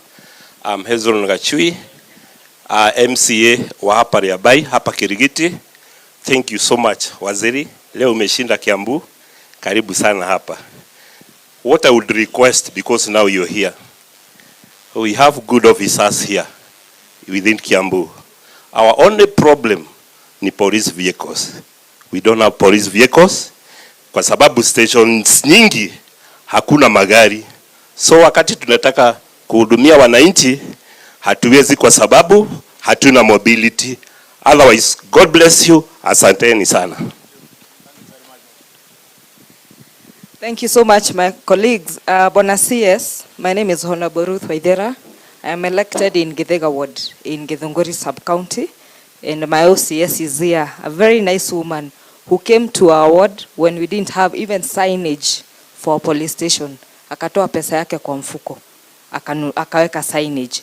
And more to that, pia akatoka hapo, akanunua mpaka furniture na pesa yake. Sometimes we don't appreciate these people and they do a good job. Hata niliona chief wangu na chief Waroi, very good people, like Chief Waroi from Githunguri has been doing a certain sort of a course where he trains people through the churches, then they graduate, wale wanakunywa pombe sana. So we appreciate all these people.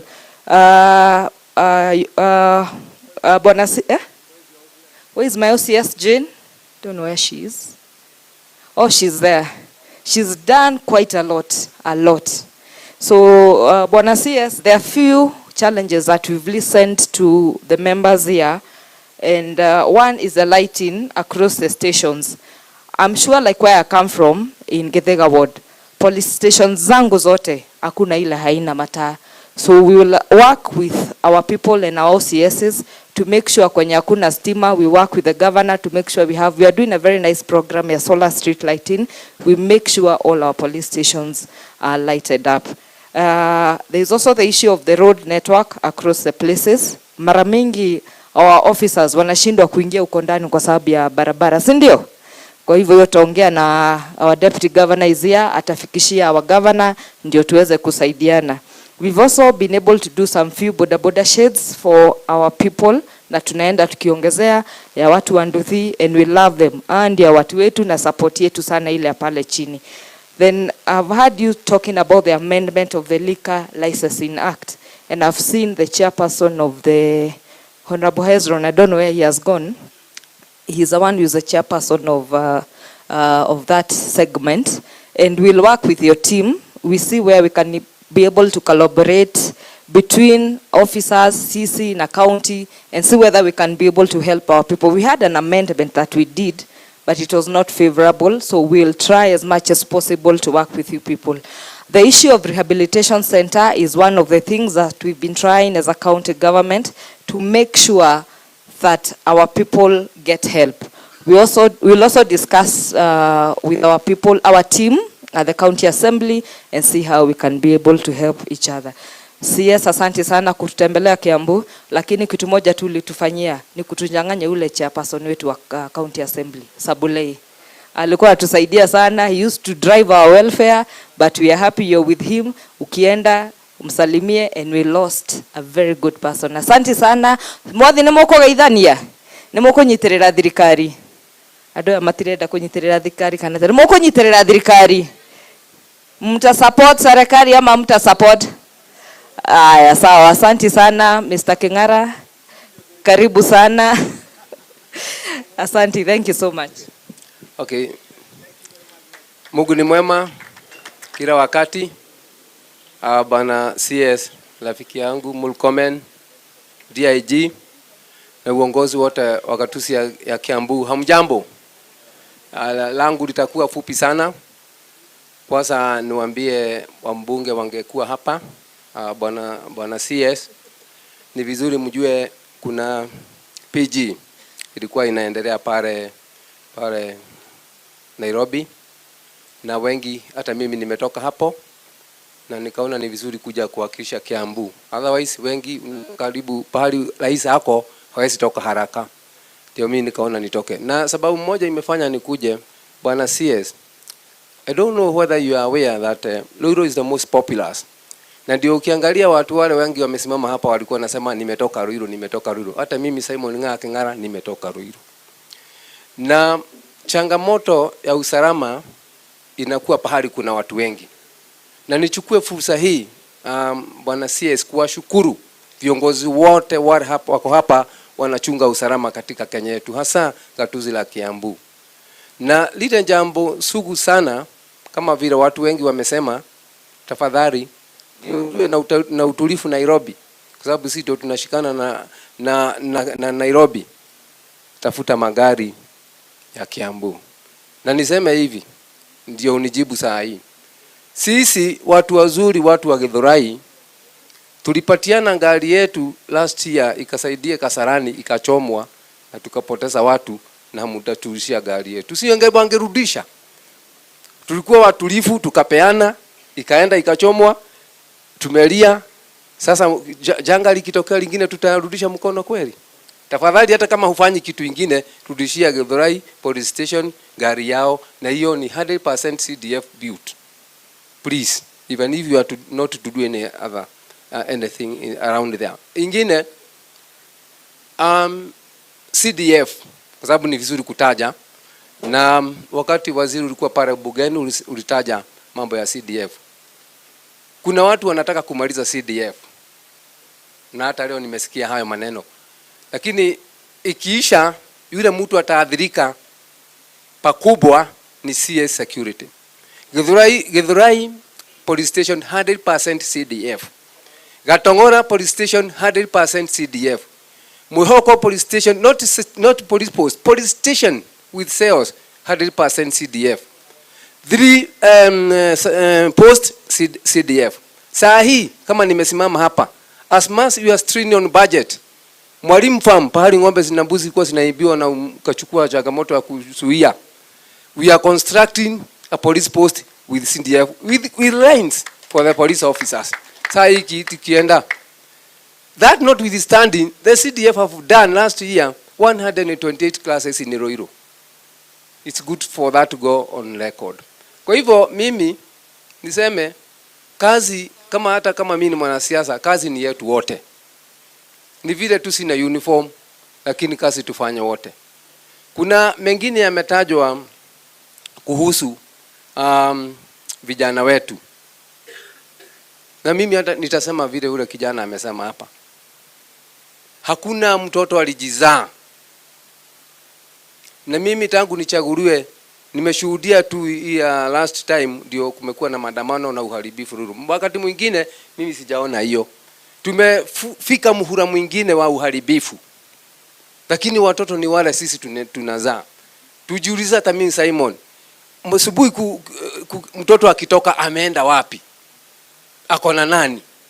Ndio tuweze kusaidiana na walinda usalama wale tuko nao. Kwa hivyo mimi nimekuja hapa kwa sababu hili kongamano ni la maana sana katika gatuzi la Kiambu, na uzidi kuja na kutusikiza. Zile administration blocks zimesemekana zikatakatwe, ukasema hakuna budget. Kuna zingine bado ziko gazetted. Kama hii ni ya Kiambu na amepatia na apology yake. Hizi zimekuwa gazetted. Si wapatie waendelee ndio usalama inoge. Na ukienda kwa meza yako utakuta za Ruto. We are almost 1 million people. na wafanyikazi hakuna, hawataweza, lazima uwasaidie. Mimi sisemi mengi, nimuite Mheshimiwa Karongo Dhangwa na vile vile kuja aendelee.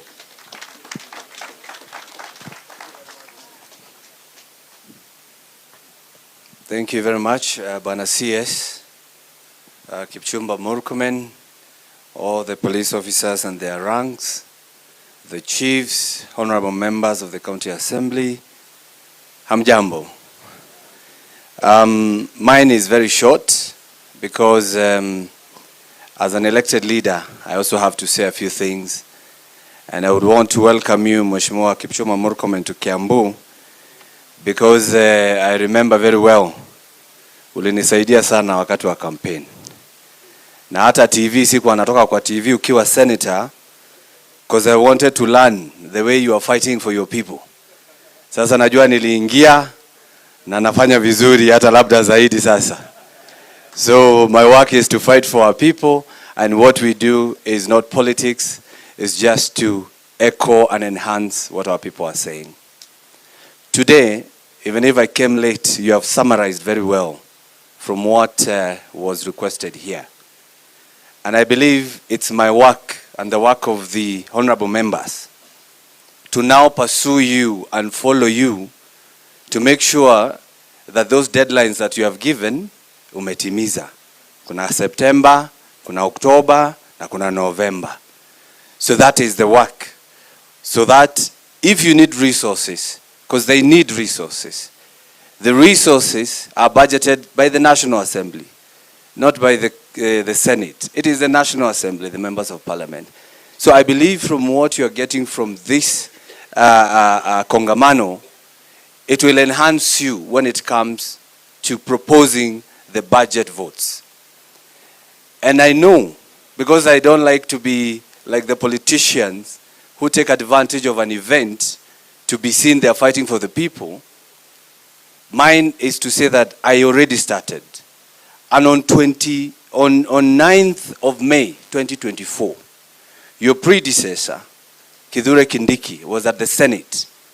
And I told him the police in Kiambu County are complaining, are crying because of mobility. Out of 15 police divisions, only 5 they don't have police vehicles. That is, you have been told Githurai, there's Ndeia, there's Githunguri, there is Ruiru, and there is another one I'm forgetting. And he said, we will do it. So that is 1 year since we discussed that. So I believe, because out of the 59 police stations in Kiambu County, 35 do not have vehicles. Kiambu, the main one here, they share their car with Kiamombi, I don't know where and everywhere. And we know all these statistics. And it is our work to follow up, to make sure that it is done. So because we have been sitting here the whole time, we have to make sure that it is done. We don't want to come back again here to scare two chief, bado anasema hana nduthi. You know, we have to make sure that now we finish that through budgeting. And we will support wherever we are. And I would also want to ask even the members of parliament, because they are the one with CDF. And by the way, as a senator, I am supporting CDF. Because you know, at the Senate, sometimes they are not supporting CDF. But I support CDF because it was the first devolution. And if we kill CDF, you can imagine when we have a bad government that say it won't send resources to you because your MP is not singing the tune. Wacha pesa ikuje tutashughulikia baadaye. So that is the reason why I'm supporting CDF. And that's why I'm asking them when they come for this empowerment, beba nduthi 5 ya machief. Unaachia manduthi hapo, 5 ya machief tutakuwa tukisolve as we go on. As I conclude, the issue in Kiambu, as you have been told, is insecurity and drugs and mobility. Mheshimiwa, hawa watu ni wazuri sana hawa. Hawa wanataka tu facilitation kidogo, nduthi here, gari pale, stipend ikapatikana pale. Hata hutashinda ukiwaambia wasiseme one time. Hapana, watakuwa tu wanakusherehekea when you come, when those things are happening. You know, because if it works, it works. If it doesn't work, they have to say, it doesn't work. So for me, I ask for only two things. And I agree with you, and this is my conclusion, Bwana CS. You have said that police should not be used or should not involve themselves with political matters. That one I support you. You say chiefs and administration officers, they should not involve themselves in politics. I support you on that. But also, let's tell them that they should not be used as instrument to bring down those who are politicians, like me. Mimi nikisema wantamu yangu pale wacha niseme niende. Hakuna haja nisikie tear gas, nisikie kitu ingine. So that is the prayer that I only have, Bwana CS, so that we can coexist. Because these are our brothers, this is our sisters. I'm the Senator Kiambu, I am Karongo Wadhangwa. I will vote, you will vote. And you know where you will vote. So don't involve yourself in politics, but as I do my politics, wacha mimi niseme, nipite, wakinisikia sawa, wakisikia hiyo ingine sawa, na sisi tutamaliza. Si mambo ndio hayo. Asanteni sana na Mungu awabariki. I take this opportunity to invite the Deputy Governor of Kiambu County. Karibu.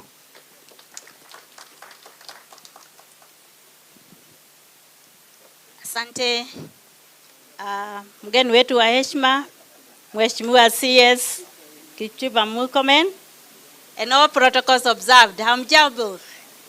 Hamjambo tena. Ningetaka kuchukua nafasi hii to welcome you Bwana CS to Kiambu County, and I also apologize that I came after you this morning.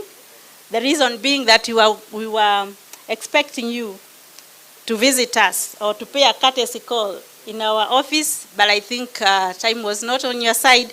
You are welcome any other time. Most of the officers today, I noted that they were talking about welfare issues, yeah? But I want to say that it was okay to talk about welfare issues because Bwana CS, according to the Maslow's hierarchy of needs, physiological needs or welfare issues are the most basic. And there is no way you can go to the next level if you have not achieved the basic. So thank you because you have committed yourself to solve most of the welfare issues so that next time when you come, we are now going to tackle security issues, which comes next in the hierarchy. I'd like to say that I've taken note of issues raised that touch on functions that are for the county. I heard about the liquor licensing, boreholes, emergency ambulance services, rehab center, etc., etc.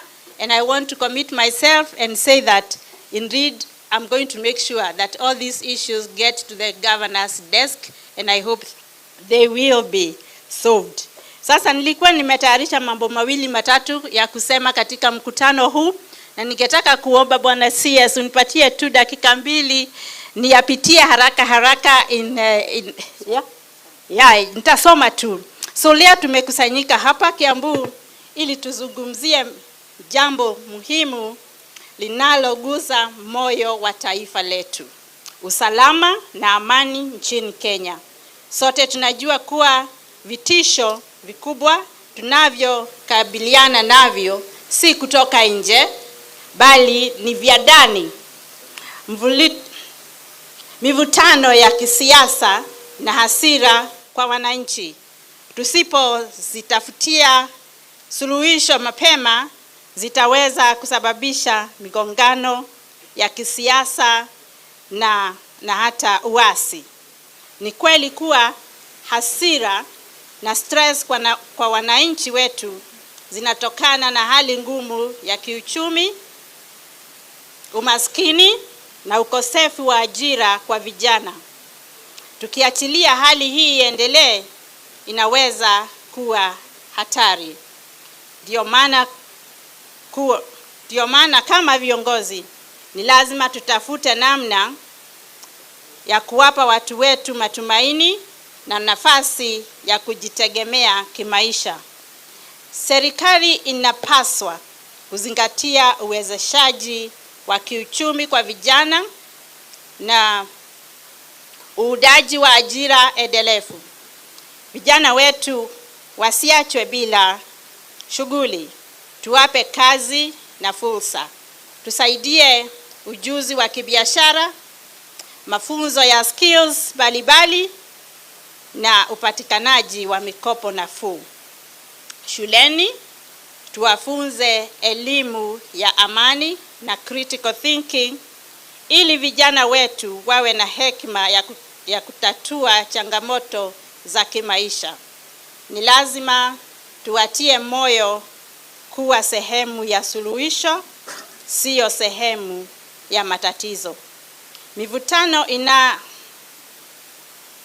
inayotokea serikalini pia inaweza kumalizwa iwapo tutazingatia kanuni za katiba yetu.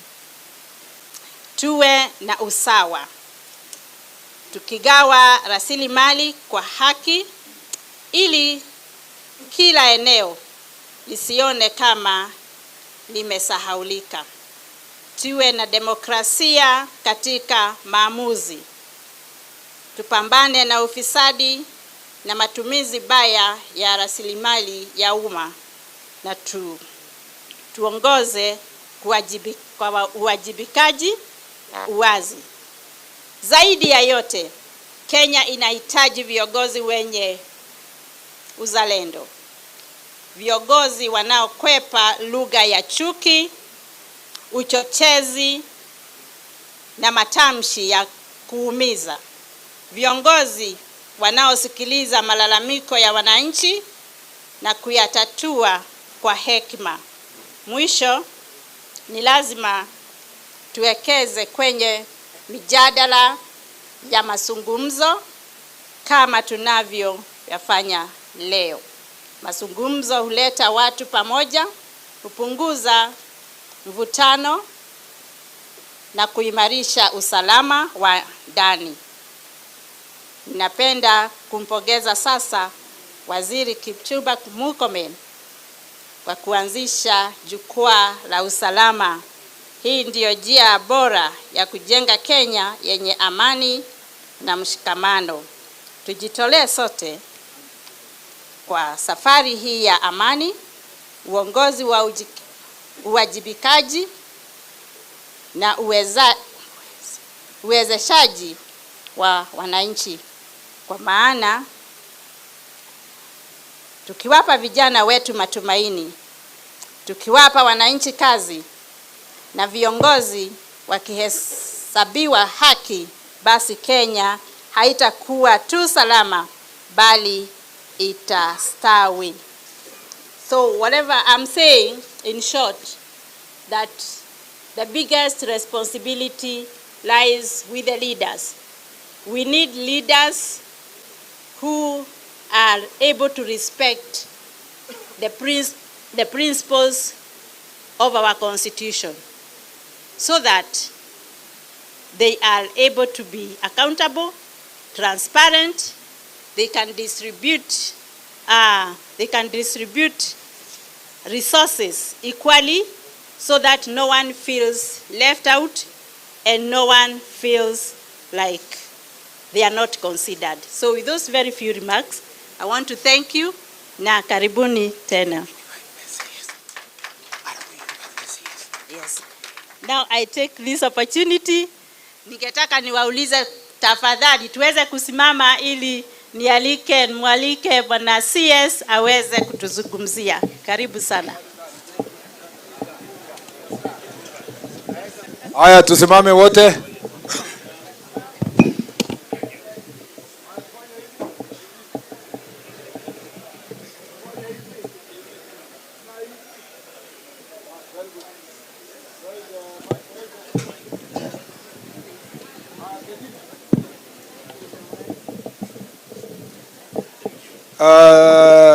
Haya, tupigie hao makofi. Bado mkutano mpaka saa moja. Kaa chini. Actually, you are very lucky.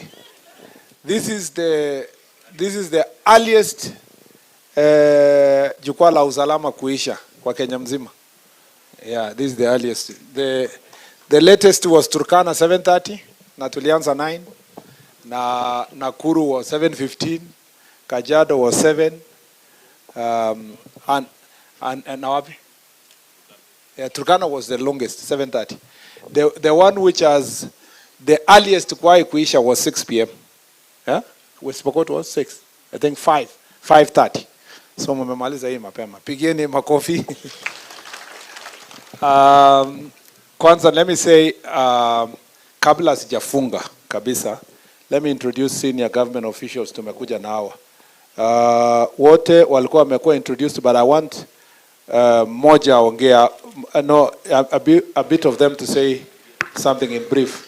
Omorikwa, huyu ndio anasimamia nakada na ndio tunataka afanye kitu. Ndio hii. Aseme kitu kidogo. Nakada, please. 1 minute. Fungua hapo or something ama imeisha. Asante sana waziri. Waziri, kwanza ningependa kukushukuru na tumesalimu amri ya ile makataa ya siku 100 umetupa kusafisha area. Waziri, tukisafisha Kiambu, we have dealt with 50% of Nairobi. Kwa heshima ningependa kumjulisha mshirikishi wa eneo hili ambaye ana uzoefu mkubwa wa kufanya kazi katika hii area. Waruya amefanya kazi katika hii area miaka 5 in the central region. Salimia. Thank you, sir. Once again, Waziri, thank you very much. All protocols observed. And I think tumekuwa na mkutano mzuri sana. The issues we have addressed are the same issues we have been talking. And actually in the entire central region, the RC is here when he was in Muranga. This is what has been our problem. So maybe these are a preview that these are some issues which we repeat in the entire counties. And I like the approach you are taking. And I would also want to request that let's make it a commitment. Tusiongee hapa turudi ishe. Let's now from now go and practice what you are discussing, because we usually say we have the solutions to our problems. Sisi ndio tunasuluhu za hizi shida zote.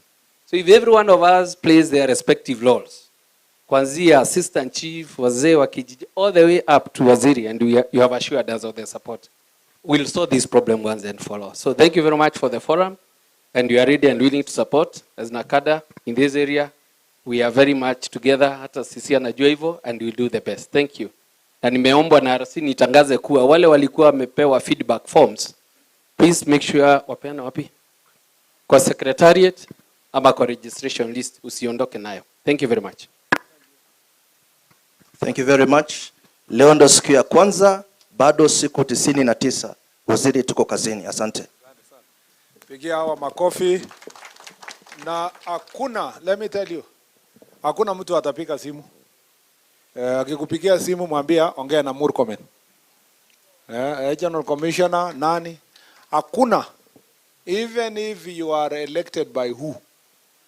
Bora tu unatengeneza pombe haramu, we are on you 100%. Kesi tutafanyia huko mbele. Yeah, thank you very much. Nataka in 100 days ni Kiambu ikuwe safi, lakini the daily work ni ya OCS na chief. Haya, tuko hapa na commissioner wa prisons, Mr. Patrick Karandu. Salimia watu 1 minute, commissioner. Hata wasikie sauti yako. Unajua tukishika hawa unatusaidia sana kurekebisha hawa huku. Thank you, sir. Our CS service commanders, deputy governor, honorable members of parliament present, my fellow colleagues, good afternoon, good evening.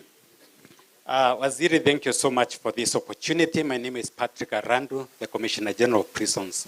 The issues which have been raised, particularly touching on my docket, I've heard and we'll be able to do the necessary.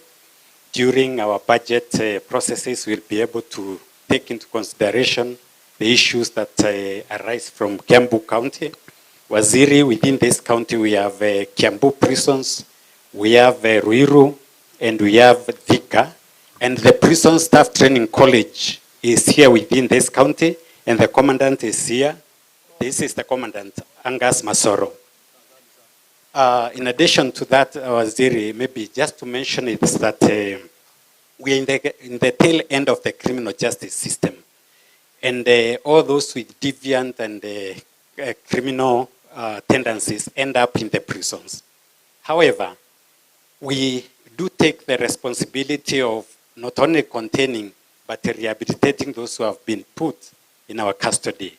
I want to implore upon the society that those who are discharged back to the society, those who are integrated back to the society, accept them because they are part and parcel of the society so that they may not reoffend and come back to the prisons. Thank you, Waziri. Asante. Pigia makofi. You know, I was telling Commissioner General, yeye anang'ang'ana kudecongest prison. Sisi tunang'ang'ana kuhakikisha wakae kidogo zaidi huko. So I'm just saying, wenye tuko nje huku tunataka waingie ndani. Wenye wako ndani wanataka kuja nje. So it's a balancing act, especially when we are saying decongesting prisons program. Aya, now ningependa kuwajulisheni Deputy Inspector General of Police wetu Mheshimiwa Gilbert Masengeli wa APS.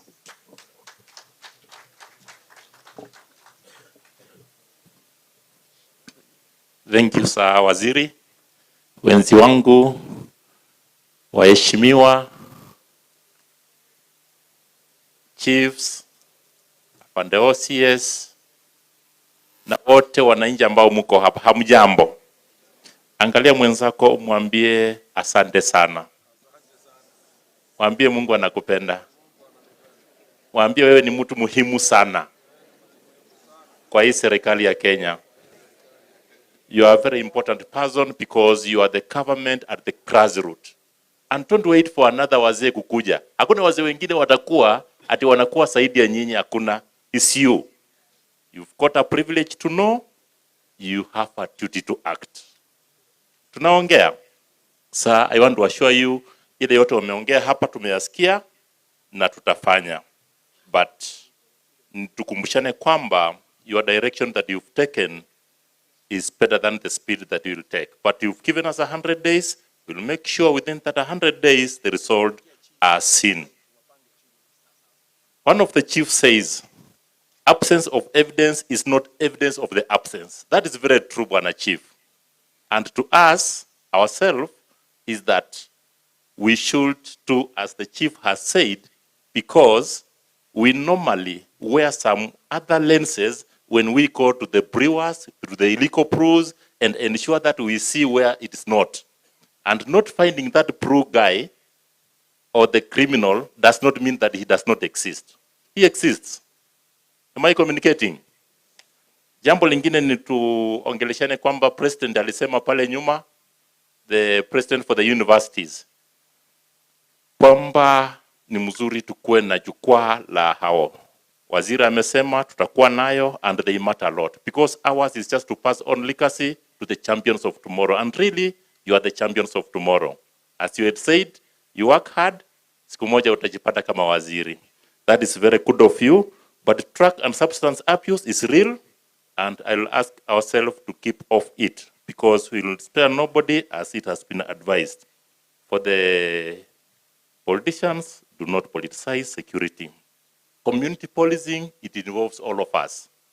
It is you and me to ensure that community policing is done. But also remember, with community policing is a matter of trust and a mistrust. So, trust is earned. You cultivate it, you'll earn it. Si hawakuletee ripoti kwamba huyu jamaa anakuanga mkora usiku. Alafu, before huyu mkora mwenye ameambiwa, anarudi kwako anakuambia we ndio unasema mimi ni mkora. Hapana, you have to know how to keep the operation security. Sindio? Trust is earned. For the youths, you are the champions of tomorrow. We want to ensure that we pass on legacy to you guys. But also remember, kuna chief moja alisema ati watoto wanapotea. Watoto wetu wametushinda, wanalewa. The Bible is very clear in Hosea 4:6. My people are perishing because of lack of knowledge. Unaona mtu anakimbia mbio hapa mbio ati anasikia ama nakufa njaa vile chief moja alisema. But huyo akona mkate mkononi. Huyo atakuwa nakufa njaa kwa kukimbia ama kwa kuchakua. He will be dying of hunger because of the choice. Akona mkate mkononi na anasema anakufa njaa. What am I saying? You have all the apparatus to make you work. First, stop your mambo ya illicit proof because it starts with you and me to ensure that it's done. For the president ya university, nowadays, police officers are our brothers, they are our friends, they are our colleagues, they are our relatives. Si kama miaka ile ya kitambo unaona mtu anakimbia unamuuliza unakimbia nini polisi. Pia nakujoin mnaenda mbio kwa sababu ya police brutality. Iliisha. Thank you sir. Pigeni makofi DIG Masengeli. And finally, let me invite DIG KPS Bwana Eliud Lagat. Karibu. Waziri wetu wa usalama, Mheshimiwa Kipchumba Murkomen, Your Excellency the Deputy Governor, leaders, present, colleagues, good afternoon. Mungu ni mwema na kila wakati. We've been seated here the whole day listening to you and listening to wananchi by extension. I want to assure you that us who are seated here, we are 100% committed to making sure that everything in terms of security is addressed. I want to urge you who are seated over there, being representative of the many people, and you are going back this evening to those people. I want to ask you that it is time to move out of boardrooms, to move out of your offices and go and meet the people and deal with the crimes that we've discussed here today, because that is where the road meets the rubber. So it is important that every aspect that we've discussed here today, and with the given 100 days that have been given today, 99 remaining, it is important, especially the fight against the drugs and alcohol. Let's start from there as we move to other important aspects of security. I want to give you my assurance that we will support each and every aspect and directive and every intention so that the common wananchi will have it advance their socio-economic activities. It's important because we need to move this country into a better place for our children in the near future. Thank you so very much and God bless. Haya, pigeni hao wote makofi. Now,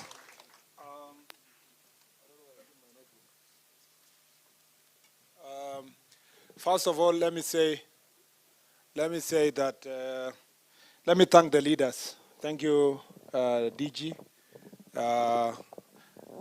This is the first time I've seen a public officer read his or her speech in Kiswahili. Pigeni makofi, DG. Yeah. I thought initially you were translating as you read. Then I realized you were serious. So I want to thank you very much for coming to welcome me and being with me in this function. Actually, I was to come for a courtesy call at the governor's office. Unfortunately, we were also supposed to be at the airport to see off His Excellency, which we were supposed to see after this. But you see, you have pushed the time too far. So it's because of that pressure that I requested that we stand over. But when next time I come for work here, I will pass by the office of the governor so that we can discuss these issues. But you've had the issue of alcohol licensing, and I want you to really, really take it seriously and appreciate the governor, the county government for your support in today's meeting. Thank you very much. I want to thank the MCS. Thank you, Ruth, for taking charge, and for all of them for making the comments they made. Let's work together as partners, particularly using county legislation to protect our people, making sure that there is a robust legal framework where it can facilitate intergovernmental relations, national and county government. We find nobody's fighting the legal alcohol. What we are dealing with is the illegal one, you know. So people want to do business of selling legal ones, must abide by what time it is sold, what type is sold, it is sold to who, it is sold to where. this is what the people of Kenya are asking for, so that we can all of us protect our children. We recently passed a policy to deal with that issue. So I want to thank you, County Assembly members, and going forward, I look forward to even more greater engagement. Some of the issues you raised about recruitment and taking care of those who went to NYS, it is true.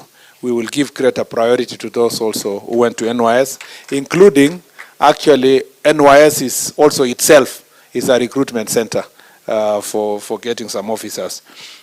Community policing, I just want to insist that community policing is not a police thing. It is driven by the society. Like one of the MCAs spoke, I forgot her name. She said the question of security starts with me. Sorry, remind me your name. Emily, yeah. It starts with us. It is the consciousness of us in the community accepting that security is a collective responsibility. Law enforcement may be by different people, but keeping our environment secure is by no. And there is the person who made the most eloquent statement on community policing was President Uhuru Kenyatta. I was there myself. After the many cases of cases of terrorism, it happened because that time terror was all over, because people were not asking themselves, nani huyu anaishi kwa hii nyumba is related to nani, and that's how it started way before community policing. But revitalization of community policing was in the first term of Jubilee administration because of the concern that many characters were living around us.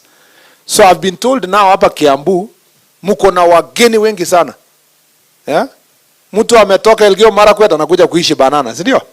Ametoka Mombasa amekuja kuishi hapa Kabete and so forth. Hata mimi nilianzia karibu na Kabete hapo maisha. So wakati town inakuwa ngumu, Kiambu ndio inasaidia, na watu watakuwa wanasonga. Kwa hii dual carriage watu wataanza kuishi kwa lari wakikuja town. But it's important that when new people come, it's important to know them, to know who is staying here, get to know them. Otherwise, we'll be harboring criminals around ourselves. Kwanza, we also have, I'm told, some foreigners wenye wako hapa. Some of them, we don't know them, what they are doing, and so forth. It's important to, through Nyumba Kumi, we can be able to know those who are in the country with proper documentation, proper work permit, na wenye wamekuja kufanya ukora. Mliona kwa Nakuru mtu wa siku ya maandamano ingine hapo Nakuru, alikuwa amenoa panga kwa floor. Mliona mtu hapo? Alikuwa ananoa panga kwa nini? Huyo. Na tukamshika. Na kidogo let me not say this. Wale ambao walikuwa wanataka kumtetea hawakujua hata anatoka Uganda. Yeah? Sasa huyu jamaa anatoka wapi? Uganda. Imagine foreigner amefika Kenya, ako maandamano mbele na panga. Na hawezi, na kwa Kampala wajana na maandamano hawezi hata ongea. Wakati tulimpeleka tukafukisha Uganda, naambiwa alipofika huko aliambia mtu Museveni asijue kwamba nimerudi dunia hii. So we have to protect our own country. Hakuna mtu some of these characters who are involving, hata kwa hii maandamano za juzi, some of them were hired. We found them from neighboring countries. Yeah? Some of them were arrested. These ones who are infiltrating whatever. Watu wamezoea nchi yetu. We have to be serious. And so under Nyumba Kumi protocol, we can be able to know who is who has papers, who doesn't have papers, and therefore, of course, we respect East African Community Protocol, but some of them even don't come from East Africa. And it's important to note them and to note what exactly they are doing here. So Nyumba Kumi is community initiative. And I have told the IG, Mr. Kanja, that community policing department, working together with Nyumba Kumi, we want to do a proper campaign in Nyumba Kumi so that people are conscious about their neighborhood. Yeah, because that will reduce crime by a big margin. And that's extremely important. Leaders have also raised issues to do with vehicles. Yeah, my police stations here. As I've told you, we are doing the procurement now. Hopefully, Treasury completes soon, so that by October, November latest, we should have our police stations having vehicles. We may not have all of them having, but if we can reduce the numbers, ile police station haina magari, it will be extremely. And Mheshimiwa Kingara has spoken very well. DIG, from your magari ile iko garage wapi, enda uripe patia huyo mtu gari yake bwana, ile ilichomwa, please. Ya Githurai ivewe gari. Yeah. Githurai is highly populated. So tunakupatia wiki ngapi? Wiki mbili patia huyo mtu gari yake ya Githurai police station at least. For the effort he has made to come for the meeting and here to make sure that hiyo Githurai is basically serviced. But eventually now we will deal, when the other vehicles come, we will take care of the other police stations in mmesema zote. And also do these for chiefs and so forth, as I've already explained to you. And then